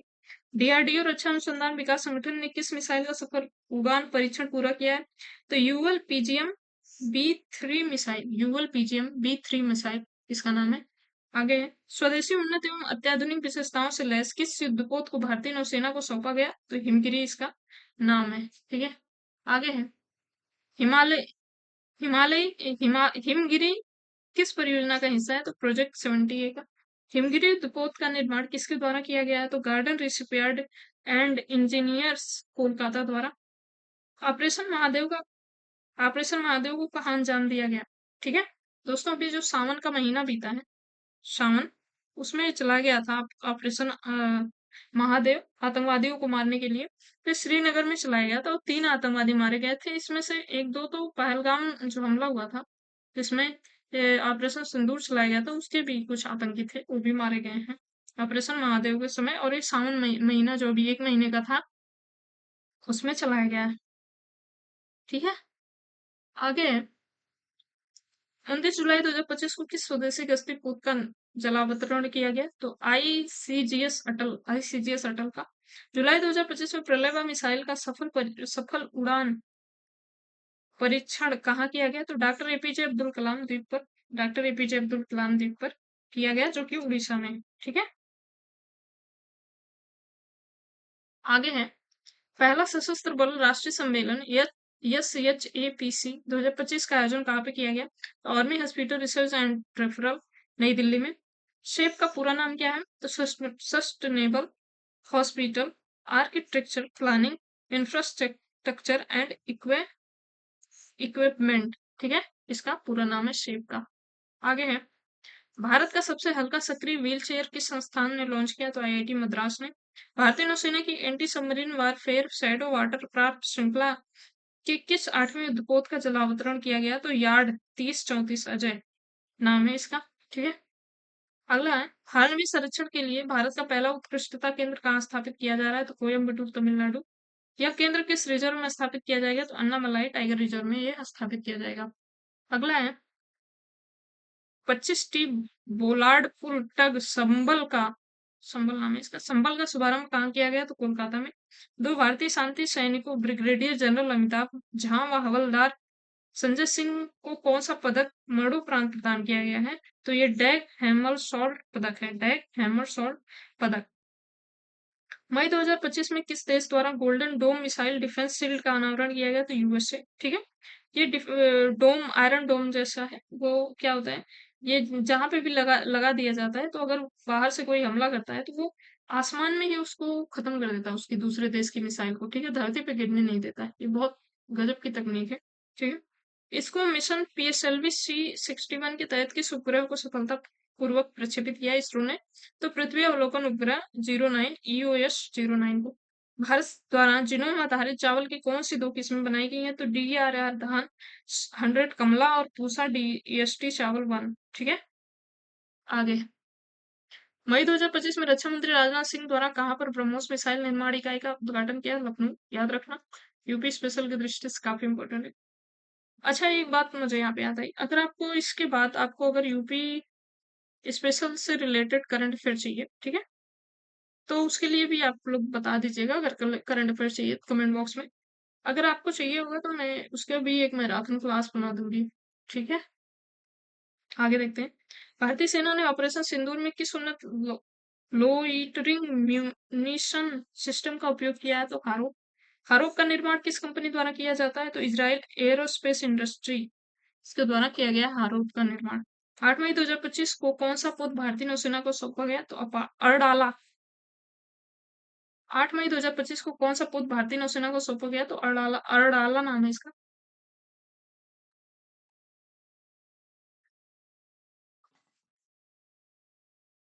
आगे देखते हैं। Stockholm international peace research institute यानी सिप्री के अनुसार वैश्विक सैन्य खर्च में सबसे आगे कौन सा देश है? तो यूएसए, जो कि 997 बिलियन डॉलर का इसका वैश्विक खर्च है, सैन्य खर्च। आगे है, वर्ष 2024 में वैश्विक सैन्य खर्च कितना है पूरे पूरे विश्व का? तो 2718 बिलियन डॉलर। ठीक है, जिसमें से 997 बिलियन डॉलर तो केवल अमेरिका का है। आगे, ऊर्जा सांख्यिकी भारत 2025 किसने जारी किया है? तो राष्ट्रीय सांख्यिकी कार्यशाला यानी राष्ट्रीय सांख्यिकी और कार्यक्रम कार्यान्वयन मंत्रालय, दोनों ने जारी किया है। इसमें सबसे अधिक हिस्सेदारी किस स्रोत की है? तो पवन ऊर्जा की। शीर्ष 3 राज्य जहां नवकरणीय ऊर्जा उत्पादन सर्वाधिक है, तो राजस्थान, महाराष्ट्र और गुजरात। राजस्थान, महाराष्ट्र और गुजरात। ठीक है, भारत का पहला समर्पित परमाणु पनडुब्बी बेस कौन सा है? तो INS वर्षा, जो कि आंध्र प्रदेश में है। भारत का पहला समर्पित परमाणु पनडुब्बी बेस है। ठीक है, आगे देखते हैं। भारत का पहला स्वदेशी रूप से विकसित MRI स्कैनर चिकित्सकीय परीक्षण हेतु कहाँ स्थापित किया गया है? तो AIIMS नई दिल्ली में इसको स्थापित किया गया है।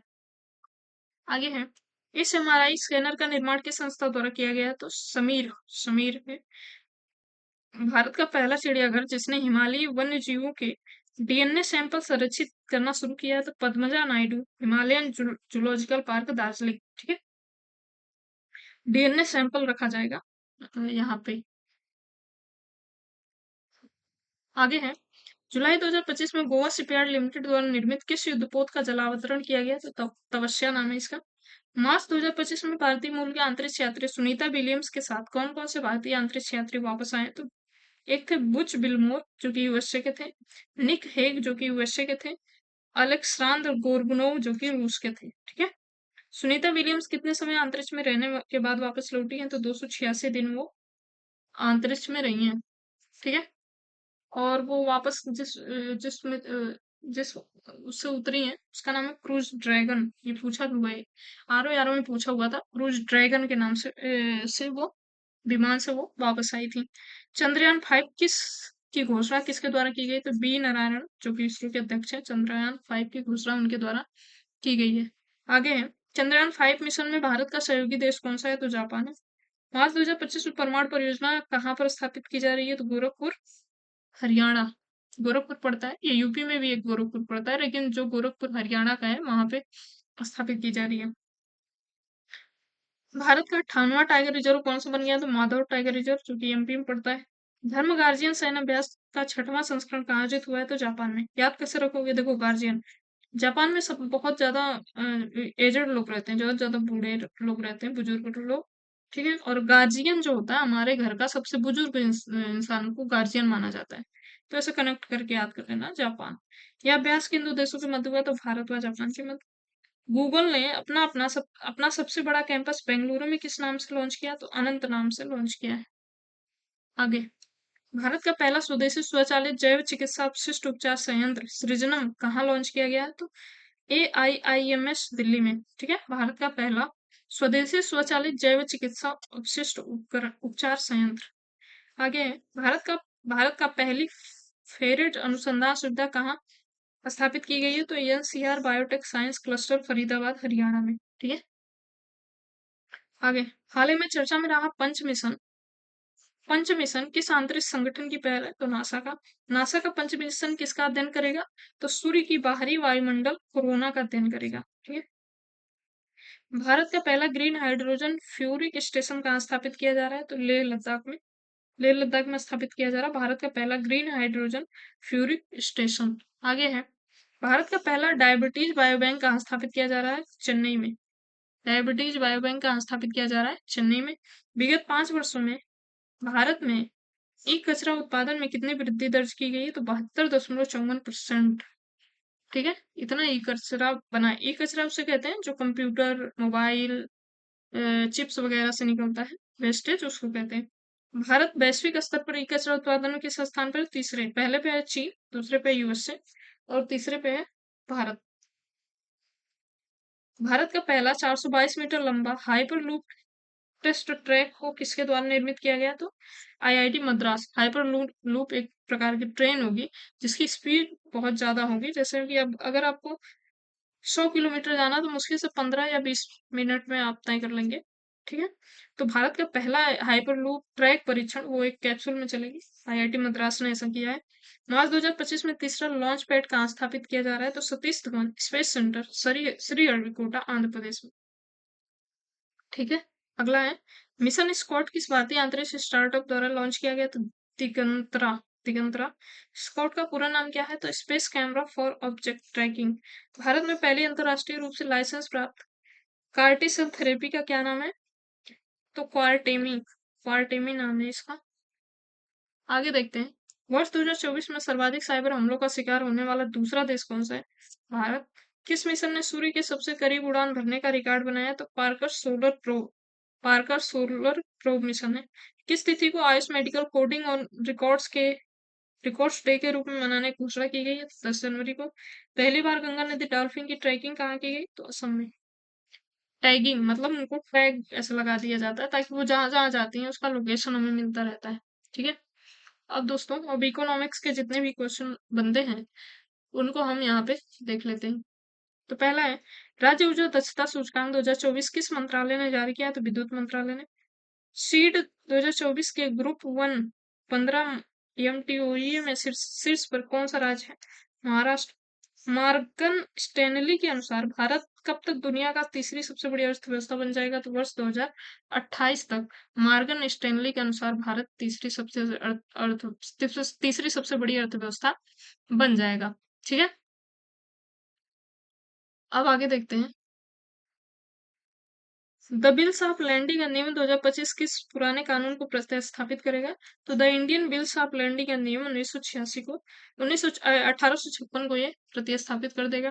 ठीक है। आईएमएफ यानी अंतरराष्ट्रीय मुद्रा कोष के अनुसार जून 2025 में भारत में एकीकृत भुगतान इंटरफेस यानी यूपीआई के माध्यम से कितने लेन देन दर्ज हुए? तो 18.39 बिलियन से अधिक। भारत में कुल डिजिटल भुगतानों का कितना प्रतिशत है यूपीआई से होता है? तो 85% जो है यूपीआई से होता है। स्किल इंडिया मिशन की 10वीं वर्षगांठ कब मनाई गई? तो 15 जुलाई 2025 को। किस राज्य को India energy storage alliance industry excellence award 2025 के state leadership award battery manufacturing से सम्मानित किया गया? तो तेलंगाना को सम्मानित किया गया है। आगे, 1 जुलाई 2025 को किस कार्यक्रम का दशक पूरा होने का जश्न मनाया गया? तो डिजिटल इंडिया की शुरुआत कब हुई थी? तो 1 जुलाई 2015 को इसकी शुरुआत हुई थी। ठीक है, तभी तो 10 वर्ष हुआ 15 में। 25 में 10 हुआ, 25 में 10 वर्ष हुआ और 2015 को इसकी शुरुआत हुई थी। मोदी जी जब नए नए प्रधानमंत्री बने थे तभी। भारत ने किस वर्ष तक अपनी अर्थव्यवस्था को 4 ट्रिलियन से बढ़ाकर $32 ट्रिलियन करने का लक्ष्य रखा है? 2047 तक।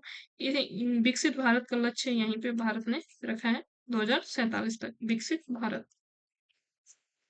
आरबीआई की वित्तीय स्थिरता रिपोर्ट के अनुसार मार्च 2025 तक सकल एनपीए कितना है? तो 2.3%।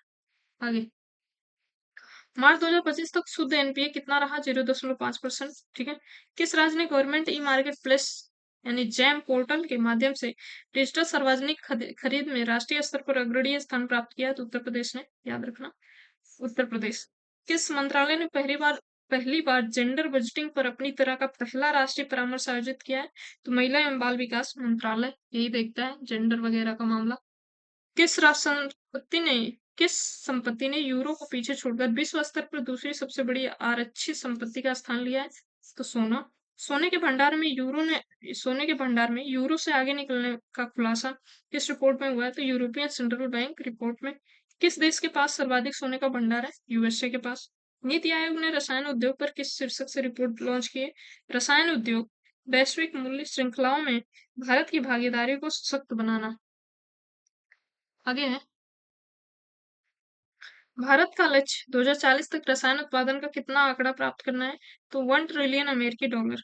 केंद्र सरकार ने कितनी राशि से 4 नए सेमीकंडक्टर प्लांट कर दी है, शुरू करेगी? ठीक है, तो लगभग 4600 करोड़ रुपए से शुरू किया जाएगा।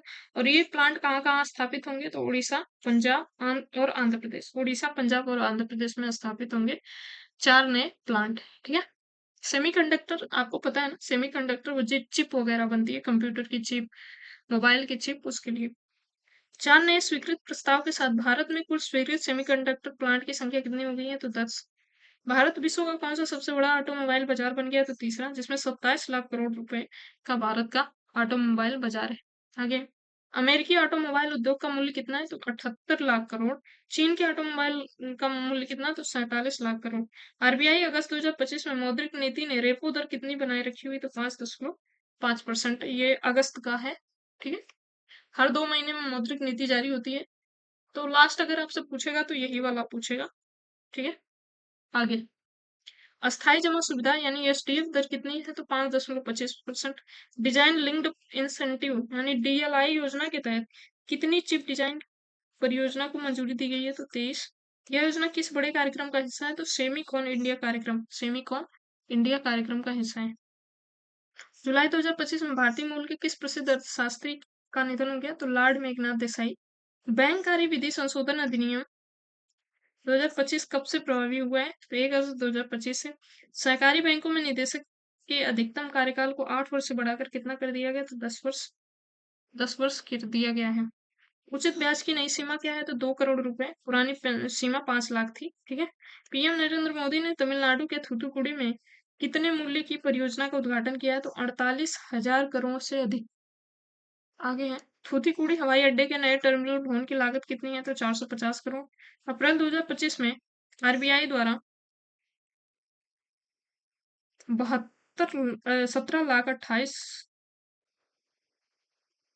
17 करोड़ 28 लाख रुपए का जुर्माना किस बैंक पर नियामक दिशा निर्देशों के उल्लंघन के लिए लगाया है?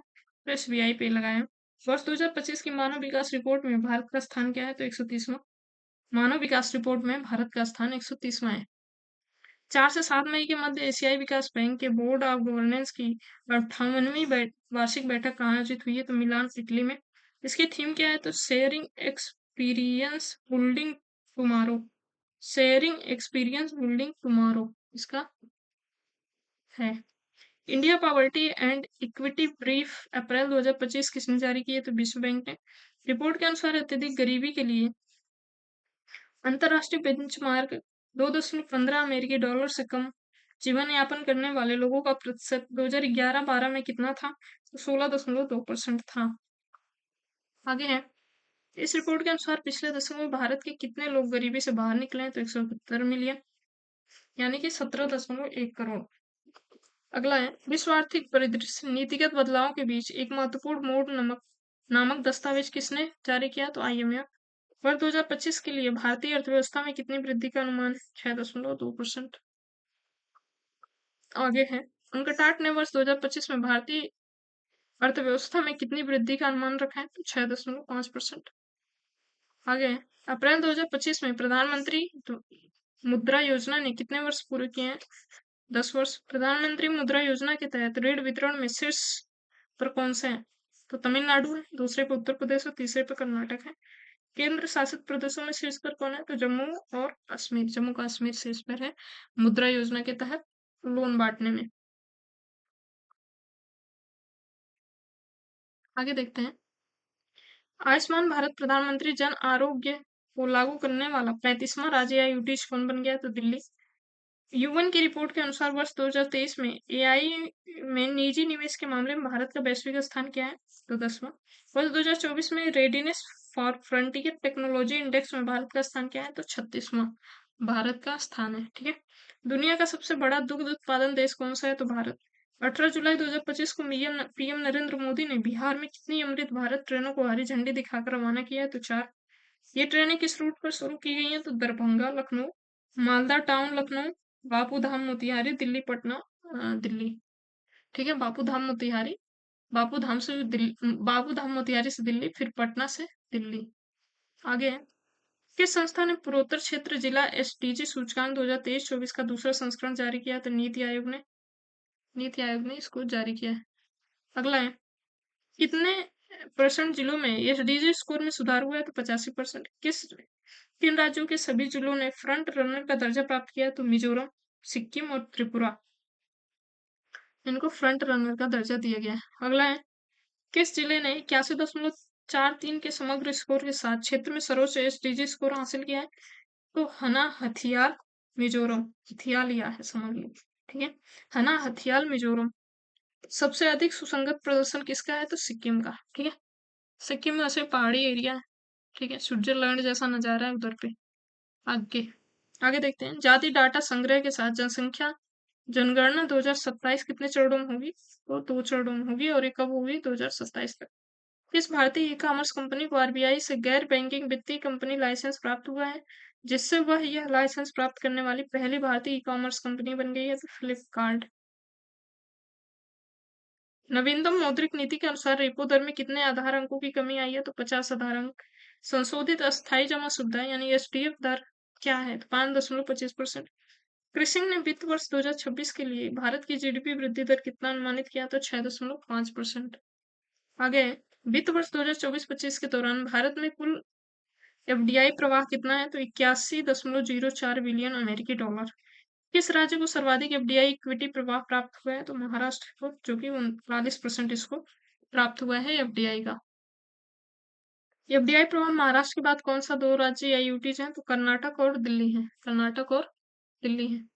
न्यू डेवलपमेंट बैंक यानी एनडीबी के नए सदस्य के रूप में किस देश को शामिल किया गया? अल्जीरिया को। भारत का वित्तीय वर्ष 2025-26 के कितना उद्यान उत्पादन लक्ष्य है? 354.64 मिलियन टन। वित्तीय वर्ष 2024-25 के लिए लक्ष्य का क्या नाम था? तो 341.55 मिलियन टन। ठीक है। आगे है, आवधिक श्रम बल सर्वेक्षण का मासिक बुलेटिन मई 2025 किस मंत्रालय ने जारी किया है? सांख्यिकी और कार्यक्रम कार्यान्वयन मंत्रालय।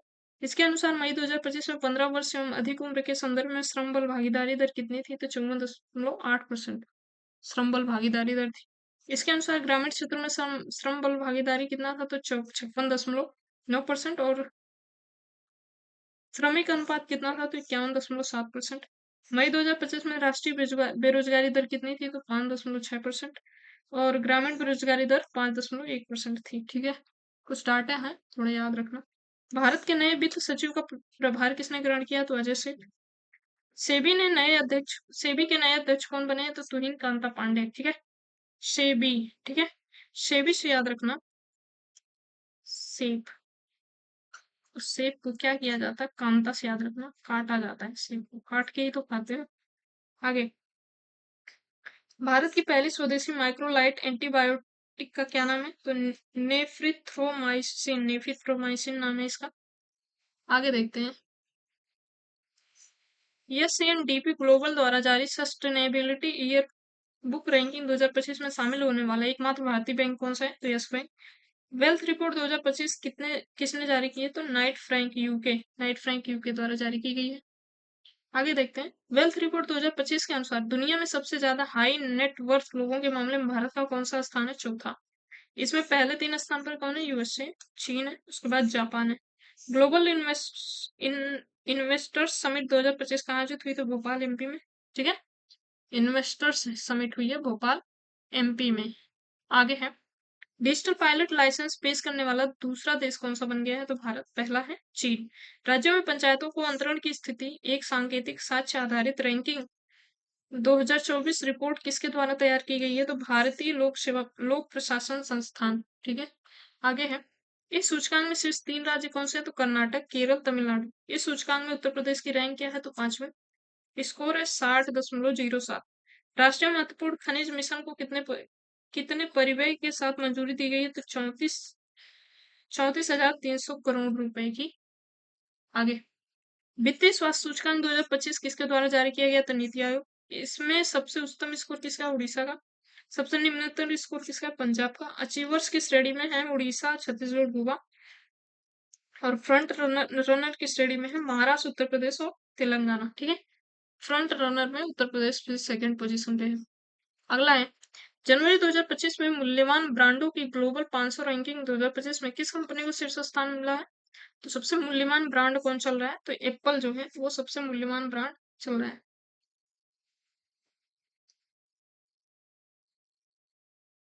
अगला है, QS world future skills index 2025 में भारत को कौन सा स्थान मिला? 25वां।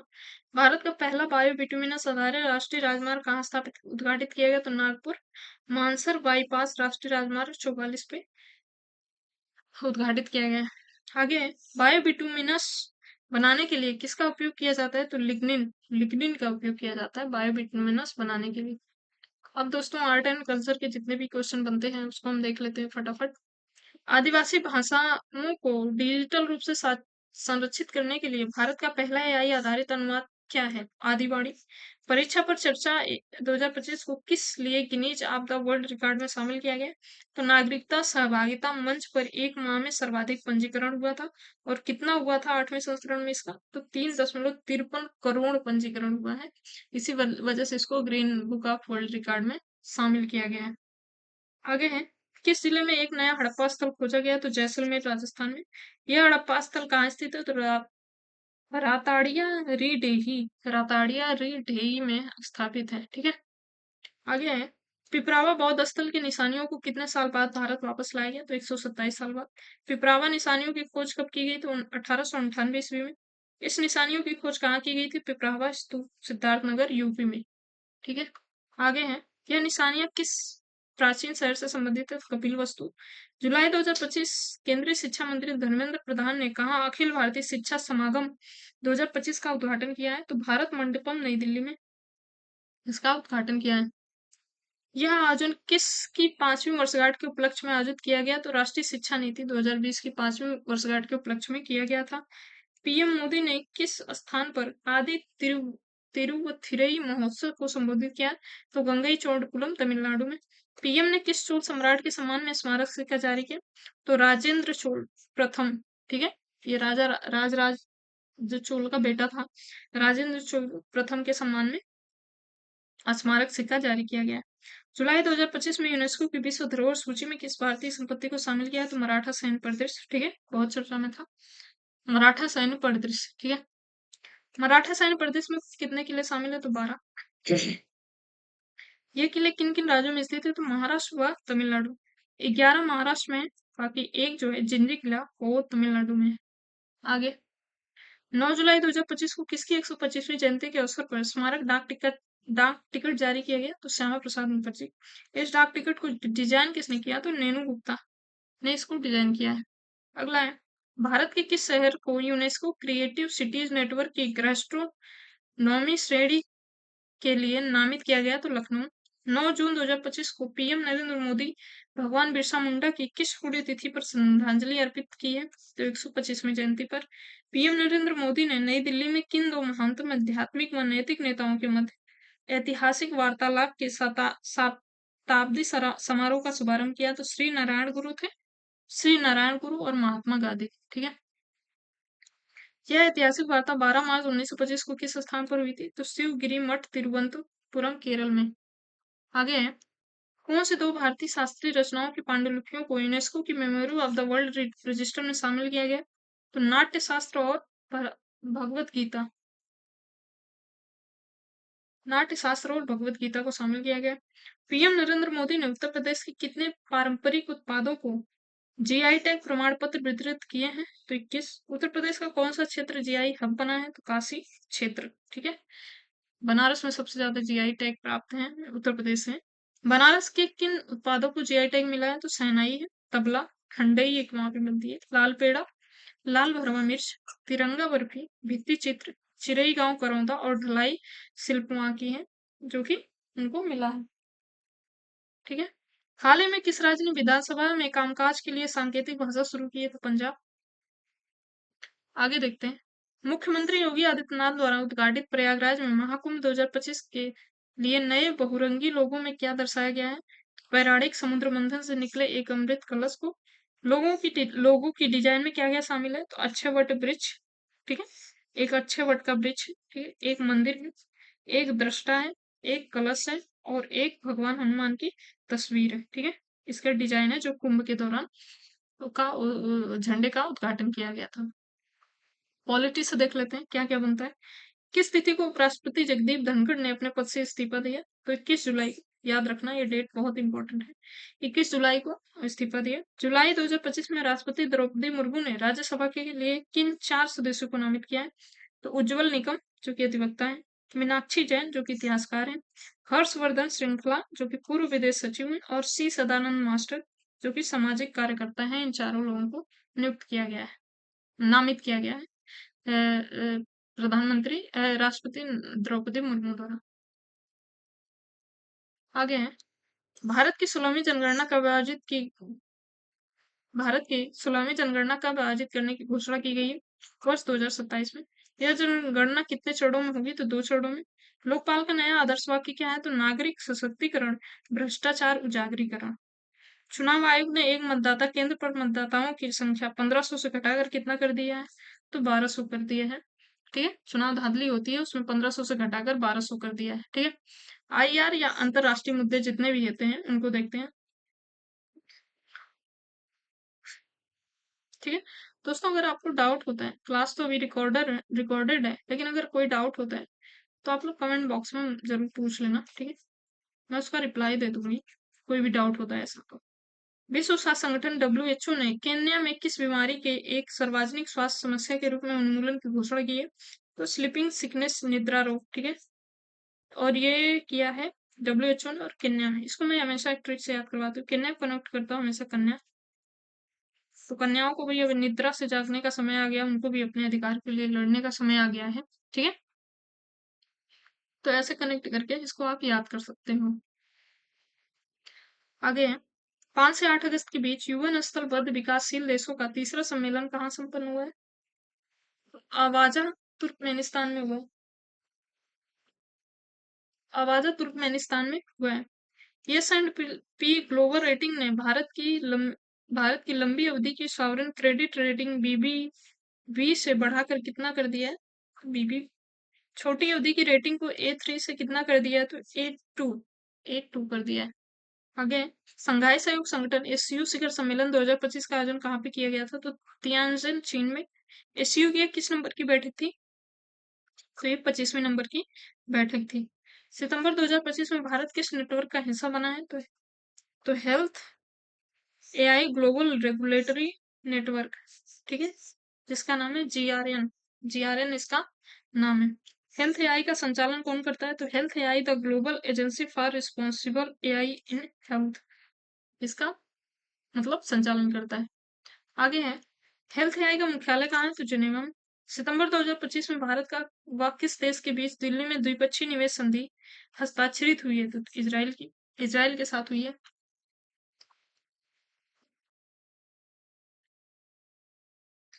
नेपाल के किस प्रधानमंत्री ने वहां पर हो रहे प्रोटेस्ट के कारण इस्तीफा दे दिया है? तो प्रधानमंत्री केपी शर्मा ओली। ठीक है, केपी शर्मा ओली ने दे दिया है। जुलाई 2025 में प्रधानमंत्री मोदी की अर्जेंटीना यात्रा कितने वर्षों बाद पहली द्विपक्षीय यात्रा थी? तो 57 वर्ष बाद ये यात्रा पहली द्विपक्षीय यात्रा थी। आगे है। जून 2025 में पहली आसियान भारत क्रूज वार्ता का उद्घाटन कहाँ पे किया गया? तो चेन्नई, तमिलनाडु में। क्या उद्घाटन समारोह किस क्रूज शिपयार्ड पर आयोजित किया गया? तो एमवी एक्सप्रेस कार्डेलिया क्रूज शिप। 30 जून से 1 जुलाई 2025 तक वार्ता किस यूनेस्को विश्व धरोहर स्थल पर संपन्न हुई? तो मामल्लपुरम, तमिलनाडु में। आगे है। 15 से 17 जून 2025 के मध्य 51वीं G7 शिखर सम्मेलन का आयोजित हुआ है? तो कनानोसिस, कनाडा में। ठीक, का खास याद रखना। जून 2025 में मंगोलिया का नया प्रधानमंत्री किसे चुना गया? तो मंगोलिया गोलिया गम्बोजानिया जेंडन सतार। ठीक है, मंगोलिया से याद रखना गोलियां, गोलियां सतार से याद रखना तार तारे हो गई, बिखर गई है गोलियां सारी। ठीक है, state bank world population report 2025 किसके द्वारा जारी की गई? तो संयुक्त राष्ट्र जनसंख्या कोष।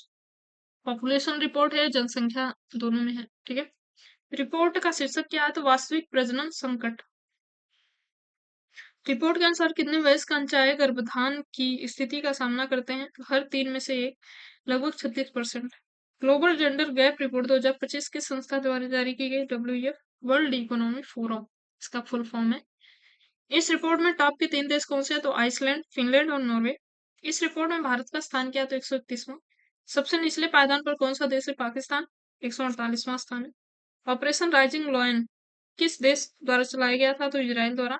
ईरान ने जवाबी हमले में इस किस नाम से ऑपरेशन चलाया? तो operation true promise 3, operation true promise 3 के नाम से चलाया।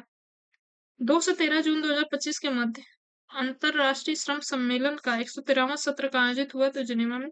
22 जून 2025 को अमेरिका ने किस देश के परमाणु स्थलों पर हमला किया? ईरान के। यह हमला किस ऑपरेशन के तहत हुआ? तो operation midnight hammer, operation midnight hammer के तहत ये हुआ था। आगे है, इस दौरान भारत ने ईरान से अपने लोगों को निकालने के लिए कौन सा ऑपरेशन चलाया था? तो ऑपरेशन सिंधु। ऊर्जा संक्रमण सूचकांक 2025 में भारत किस स्थान पर है? 71वें स्थान पर। इस सूचकांक में शीर्ष स्तर पर कौन सा है? तो स्वीडन, फिनलैंड और डेनमार्क। स्वीडन, फिनलैंड और डेनमार्क इस स्थान पर है। 18 जून 2025 को प्रधानमंत्री नरेंद्र मोदी ने किस देश की यात्रा की? तो क्रोएशिया की। यह यात्रा इतनी ऐतिहासिक क्यों मानी जा रही है? क्योंकि किसी भारतीय पीएम द्वारा क्रोएशिया की पहली यात्रा थी, इसलिए इतनी इंपॉर्टेंट मानी जा रही है।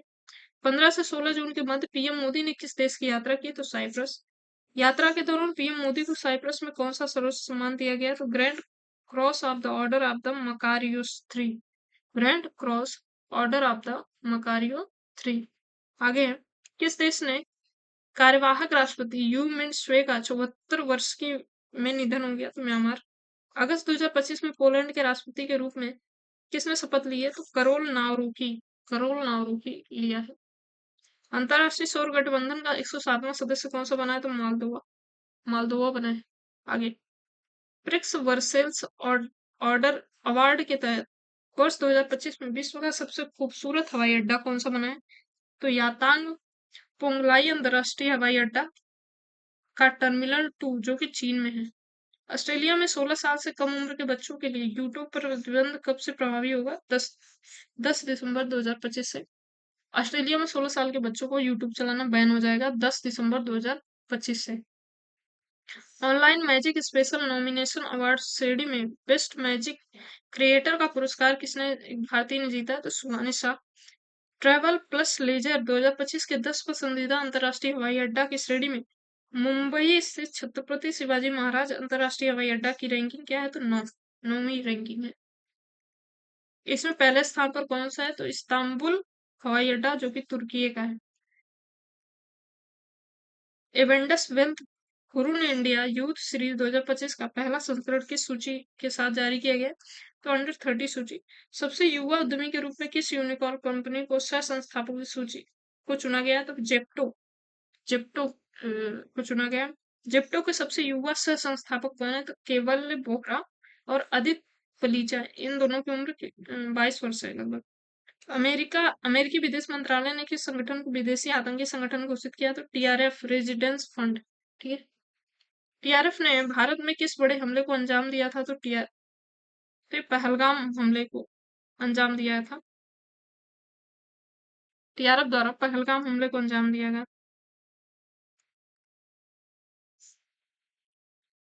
आगे, ब्रिटेन की सरकार ने मतदाता की आयु 18 वर्ष से घटाकर कितना कर दिया है? तो 16 वर्ष। ठीक है, आगे, जुलाई 2025 में यूक्रेन की नई प्रधानमंत्री कौन बनी है? तो यूलिया स्वीडेंको, यूलिया स्वीडेंको बन गई है। या से यूक्रेन या से यूलिया। नामीबिया के सर्वोच्च सम्मान order of the most ancient बेल्बिसिया मिराबिलिस ने से किसे सम्मानित किया गया? तो नरेंद्र मोदी को। यह सम्मान पाने वाले वे कौन से भारतीय नेता बन गए? तो पहले पहले भारतीय नेता वो बन गए हैं। फोर्ब्स द्वारा जारी अमेरिका के सबसे अमीर प्रवासियों की सूची 2025 में भारतीय मूल के कितने व्यक्ति शामिल हुए? तो 12। इस सूची में सबसे अमीर अफ्रीकी मूल का अरबपति कौन है? Elon Musk. आगे, 8 जुलाई 2025 को प्रधानमंत्री नरेंद्र मोदी को किस देश के सर्वोच्च सम्मान से सम्मानित किया गया? तो ब्राजील का। इस पुरस्कार का नाम क्या है? तो the grand collar of the nation orders of the southern cross. The Korea के 64 वर्षों में पहले असैनिक रक्षा मंत्री का नाम क्या है? तो अहन ग्यू बैक नाम है। सलमान रुश्दी पर हमला करने वाले मादर हादी मादर को कितने वर्ष की सजा हुई? तो 25 वर्ष। किस भारतीय मूल के व्यक्ति को कनाडा का विदेश मंत्री बनाया गया? तो अनीता आनंद। ठीक है। पर्यटन के नए पर्यटन के लिए राष्ट्रीय स्तर पर क्रिप्टो भुगतान प्रणाली को किस देश ने लागू किया? तो भूटान ने। ऑस्ट्रेलिया की पहली महिला विपक्षी नेता कौन बनी? सुसान ले। आगे, दुनिया का पहला वाणिज्यिक स्केल ई मेथनॉल संयंत्र कहाँ शुरू किया गया? तो डेनमार्क। रॉबर्ट फ्रांसिस प्रयोस्त को किस नाम से पोप चुना गया? तो पोप लियो 14। मूल रूप से वे किस देश के नागरिक रहे हैं? तो यूएसए के। मई 2025 में जर्मनी के चांसलर के रूप में किसने पदभार ग्रहण किया है? तो फ्रेडरिक फ्रेडरिक मर्ज।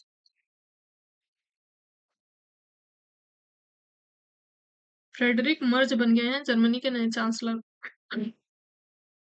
मई 2025 में एंथनीज अल्सनीज किस देश के दोबारा प्रधानमंत्री चुने गए हैं? तो ऑस्ट्रेलिया के। मई 2025 में त्रिनाद व टोबैको के प्रधानमंत्री का पदभार किसने ग्रहण किया? तो कमला प्रसाद बिसेसर बन गए हैं त्रिनाद व टोबैको के नए प्रधानमंत्री। आगे है, टाइम्स हायर एजुकेशन द्वारा जारी एशिया यूनिवर्सिटी रैंकिंग 2025 में कुल कितने देशों के विश्वविद्यालयों को शामिल किया गया? तो 35 देशों के विश्वविद्यालय को शामिल किया गया है। भारत में शीर्ष स्थान किस विश्वविद्यालय को प्राप्त हुआ है? तो आईआईएस बेंगलुरु, और जिसको स्थान प्राप्त हुआ है 38वां। ठीक है। कौन सा विश्वविद्यालय प्रथम पर है? तो सिंधुआ यूनिवर्सिटी बीजिंग, जो कि चीन की है। अप्रैल 2025 में पीएम नरेंद्र मोदी ने मुस्लिम वर्ल्ड लीग के महासचिव ने कहाँ भेंट की? पीएम नरेंद्र मोदी से मुस्लिम वर्ल्ड लीग के महासचिव ने कहाँ भेंट की? तो जेद्दा, जो कि सऊदी अरब में है, वहां पे भेंट की। इनका नाम क्या था? तो शेख डॉक्टर मोहम्मद बिन अब्दुल करीम अल ईसा। पूरा एक लाइन का नाम ही है, शेख डॉक्टर मोहम्मद बिन अब्दुल करीम अल ईसा। अप्रैल 2025 में मेहुल चोकसी को किस देश में गिरफ्तार किया गया? तो बेल्जियम में। एशियाई वर्ल्ड रिपोर्ट 2024 के अनुसार दुनिया का 9वां सबसे व्यस्त हवाई अड्डा कौन सा है? तो इंदिरा गांधी अंतर्राष्ट्रीय हवाई अड्डा, जो कि सबसे व्यस्त हवाई अड्डा है। अंतर्राष्ट्रीय सौर गठबंधन पर हस्ताक्षर करने वाला पहला अफ्रीकी देश कौन सा बन गया है? तो मॉरिशस बन गया है। छठे बिम्स्टेक शिखर सम्मेलन का आयोजन कहाँ किया गया? तो बैंकॉक, थाईलैंड में। इसकी थीम क्या थी? तो समृद्ध, लचीलापन व खुला बिम्स्टेक। 5-9 अप्रैल 2025 के मध्य अंतर संसदीय संघ की ऐतिहासिक 105वीं सभा का आयोजन कहाँ किया गया है? तो ताशकंद, उज्बेकिस्तान में। आगे है, सतत विकास रिपोर्ट 2025 में भारत का कौन सा स्थान है? तो 99। 3 जून 2025 को किसी अंतरराष्ट्रीय प्रशासनिक विज्ञान संस्थान का अध्यक्ष चुना गया? तो बी श्रीनिवास को। State of world population report 2025 किसने जारी की है? संयुक्त राष्ट्र जनसंख्या कोष ने इसको जारी किया है। इसके अनुसार वर्ष 2023 में भारत में मातृ मृत्यु दर का अनुपात कितना है प्रति 1 लाख बच्चे पर? तो 80 मृत्यु हो जाती है 1 लाख बच्चे पर। 2 से 6 जून 2025 के मध्य 8वां आपदा जोखिम न्यूनीकरण के लिए वैश्विक मंच 2025 का आयोजित किया गया? तो जिनेवा, स्विट्जरलैंड में।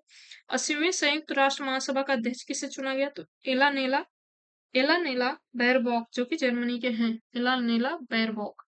80वां सत्र अभी चल भी रहा है इसमें।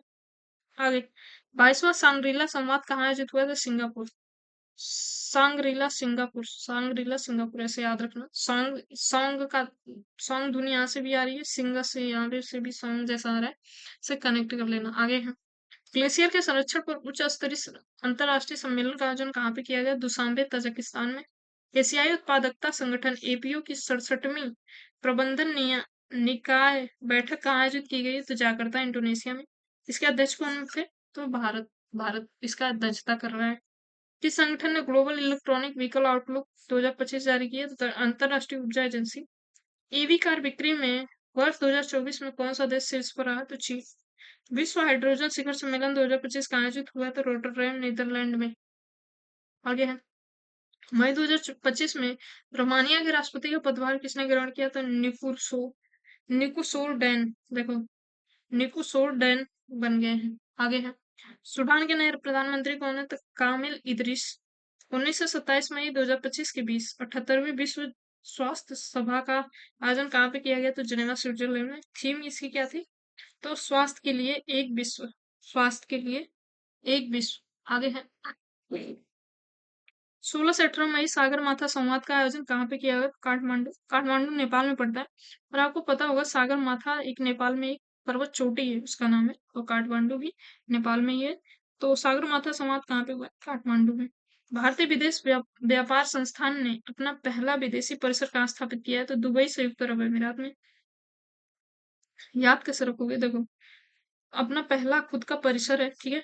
अगर मान लो रात बिरात कोई जाता है यहाँ से, अमीरात से याद रखना, रात रात बिरात जाता है, अपना परिसर आराम से रुक जाएगा, ठीक है, ऐसे कनेक्ट कर लेना।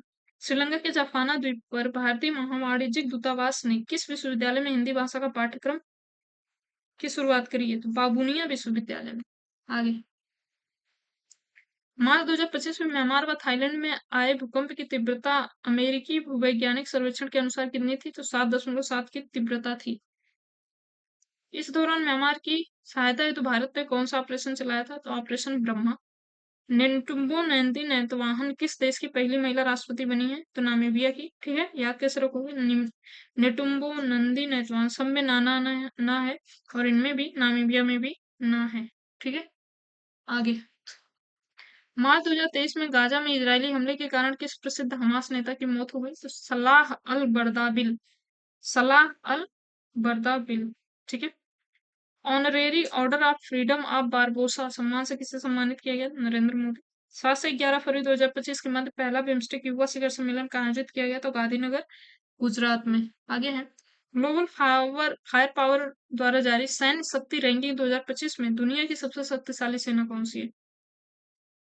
तो वही यूएसए। सैन्य शक्ति रैंकिंग में भारत का स्थान कौन सा है? चौथा है। आगे, अमेरिकी राष्ट्रपति डोनाल्ड ट्रंप ने किस पर्वत चोटी का नाम बदलकर माउंट मैकिनले कर रखा है? माउंट डेनाली का नाम रखकर माउंट मैकिनले रख दिया, ठीक है। वाल्व ईगल को किस देश का राष्ट्रीय पक्षी घोषित किया गया? तो यूएसए का। ये भी पूछा हुआ क्वेश्चन है, वाल्व ईगल। ये भी उसमें पूछा, शायद बीपीएससी में या फिर यूपी ट्रिपल एससी पेट में पूछा हुआ है, लेकिन है वाल्व ईगल, ठीक है। आगे, मालदोवा का नया राष्ट्रपति किसे चुना गया? तो मैया सेंडू। माँ से मालदो, माँ से मैया। और ये इनका दूसरा कार्यकाल है। The eight grand power of 2025 में भारत को कौन सा स्थान मिला है? तो 5वां। फोर्ब्स द्वारा जारी 2024 की सबसे ताकतवर 100 महिलाओं की सूची में भारतीय महिलाएं कितनी शामिल है? तो 3, ठीक है। और इसमें सबसे ऊपर कौन है? निर्मला सीतारमण, और उनकी 28वीं रैंक है। फ्रांस के नए पीएम कौन बने? तो फ्रेक्रोइस बायरू। फ्रेक्रोइस बायरू, देखो, फ्रांस फेक्रो, ठीक है, ऐसे याद कर लेना। टाइम मैगजीन ने वर्ष 2024 में पर्सन ऑफ द ईयर किसे चुना है? तो डोनाल्ड ट्रंप को। आगे है, राष्ट्रपति द्रौपदी मुर्मू ने नेपाल के किस सेना प्रमुख को भारतीय सेना के जनरल की मानद की उपाधि से सम्मानित किया? तो general Ashok Raj Sigdel.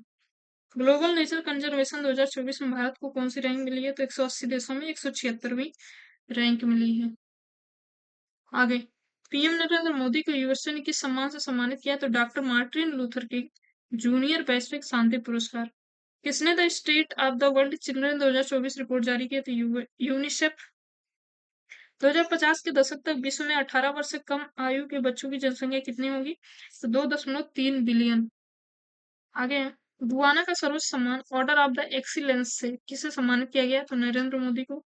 World world intellectual property indicators 2024 किसके द्वारा जारी किया जाता है? तो विश्व बौद्धिक संपदा द्वारा। ग्लोबल पावर सिटी इंडेक्स 2024 में विश्व में किसकी रैंकिंग सबसे उच्च है? तो लंदन की। आगे, इसमें भारत का शीर्ष रैंक प्राप्त शहर कौन सा है? तो मुंबई, जिसको 48वां रैंक प्राप्त हुआ है। आगे है, COP29 की बैठक कहाँ आयोजित हुई? तो अजरबैजान में।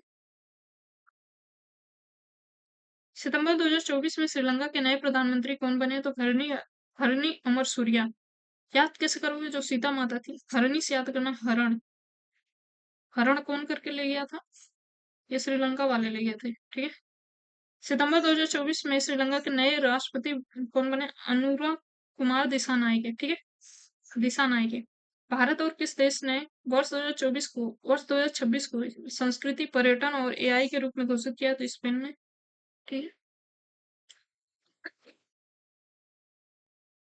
यहाँ सब कुछ विविध क्वेश्चन है, उसको हम देख लेते हैं, फटाफट उसको भी कवर कर लेते हैं।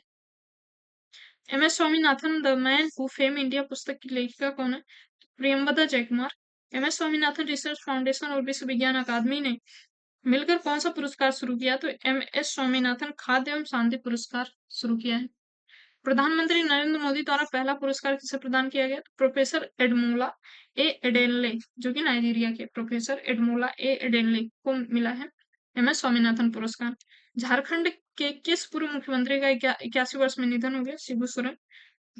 अगस्त 2025 में किस पूर्व राज्यपाल का 79 वर्ष में निधन हो गया? सत्यपाल मलिक। ये जम्मू कश्मीर के थे, ठीक है। इन्हीं के समय में धारा 170 हटी थी।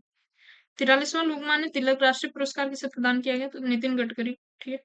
राष्ट्रीय नृत्य भरतनाट्यम का लगातार 170 घंटे प्रदर्शन कर किसने विश्व रिकॉर्ड बनाया? तो रेमोना इवेंट परेरा।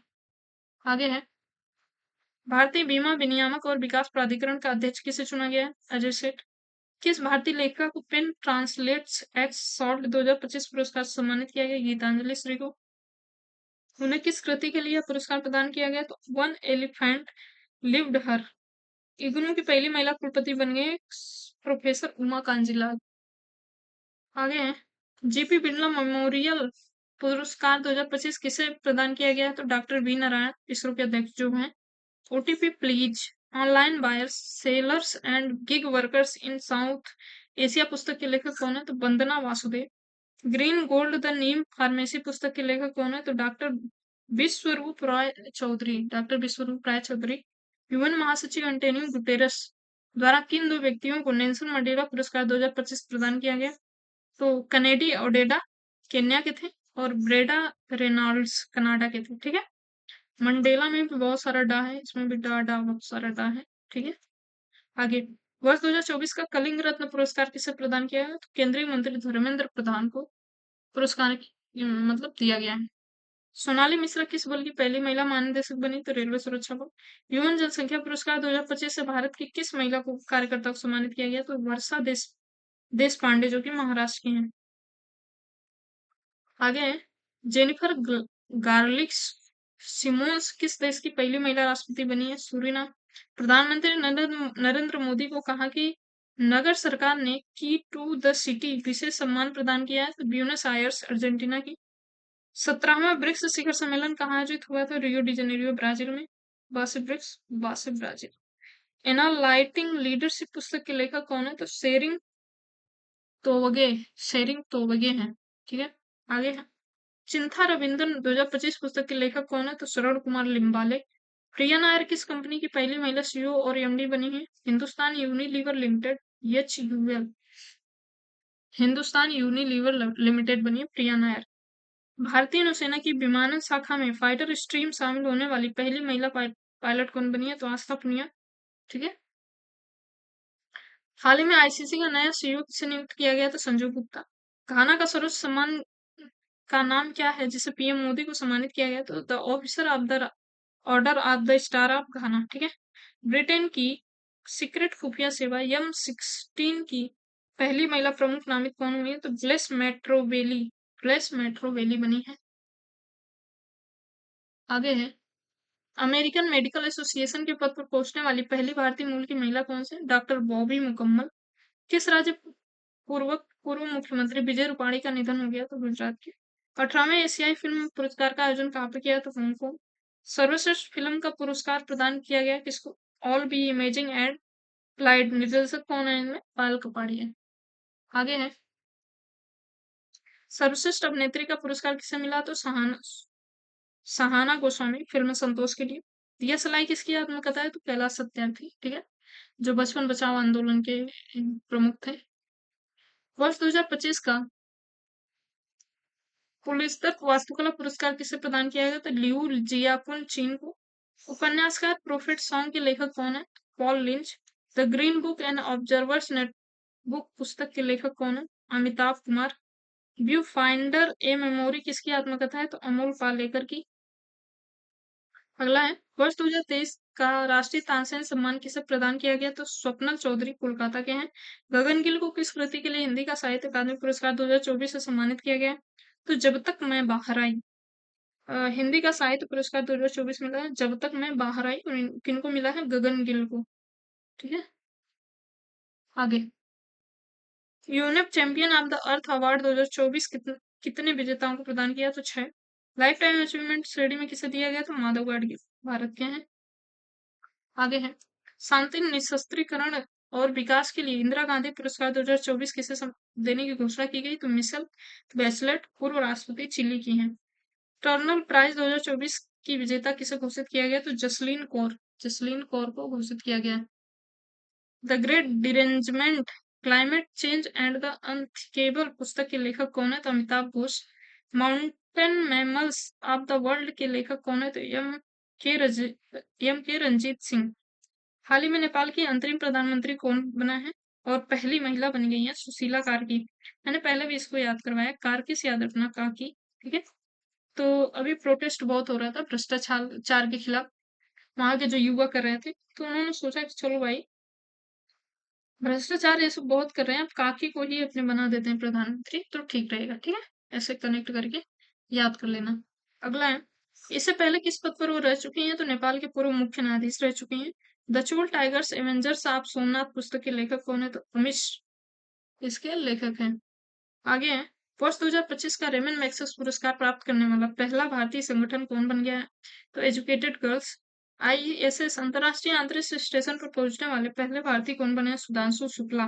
ठीक है, अगर आईएसएस अंतरिक्ष पर पूछे तो कौन बन गया है? सुधांशु शुक्ला। और अगर पूछे कि अंतरिक्ष में जाने वाले पहले भारतीय कौन बन गए हैं? ठीक है, अंतरिक्ष में जाने वाले पहले भारतीय, ये क्वेश्चन है, आप लोग इसका जवाब बताना। अंतरिक्ष में कमेंट बॉक्स में बताना, जाने वाले पहले भारतीय। ठीक है, इसका जवाब आप कमेंट बॉक्स में बताना। आगे देखते हैं, यह किस मिशन के तहत हुआ है? तो एग्जिट 4 मिशन, नाम याद रखना। इसके साथ अन्य 3 लोग कौन से थे? तो पेगी विटसन जो कि यूएसए के थे, स्लावोज उज्वांस्की विनिस्की, ठीक है, ये पोलैंड के थे, और टिबोर कैपो ये हंगरी के थे। ठीक है, तो दोस्तों यहाँ पे हमारा ये जितने भी क्वेश्चन हमने लिए थे वो समाप्त होता है। इसका जवाब आप लोग कमेंट बॉक्स में देना। यहाँ पे क्लास को समाप्त करते हैं। आपका काम है बार बार रिवीजन करना। ठीक है, और मिलते हैं किसी और क्लास में, तब तक के लिए धन्यवाद।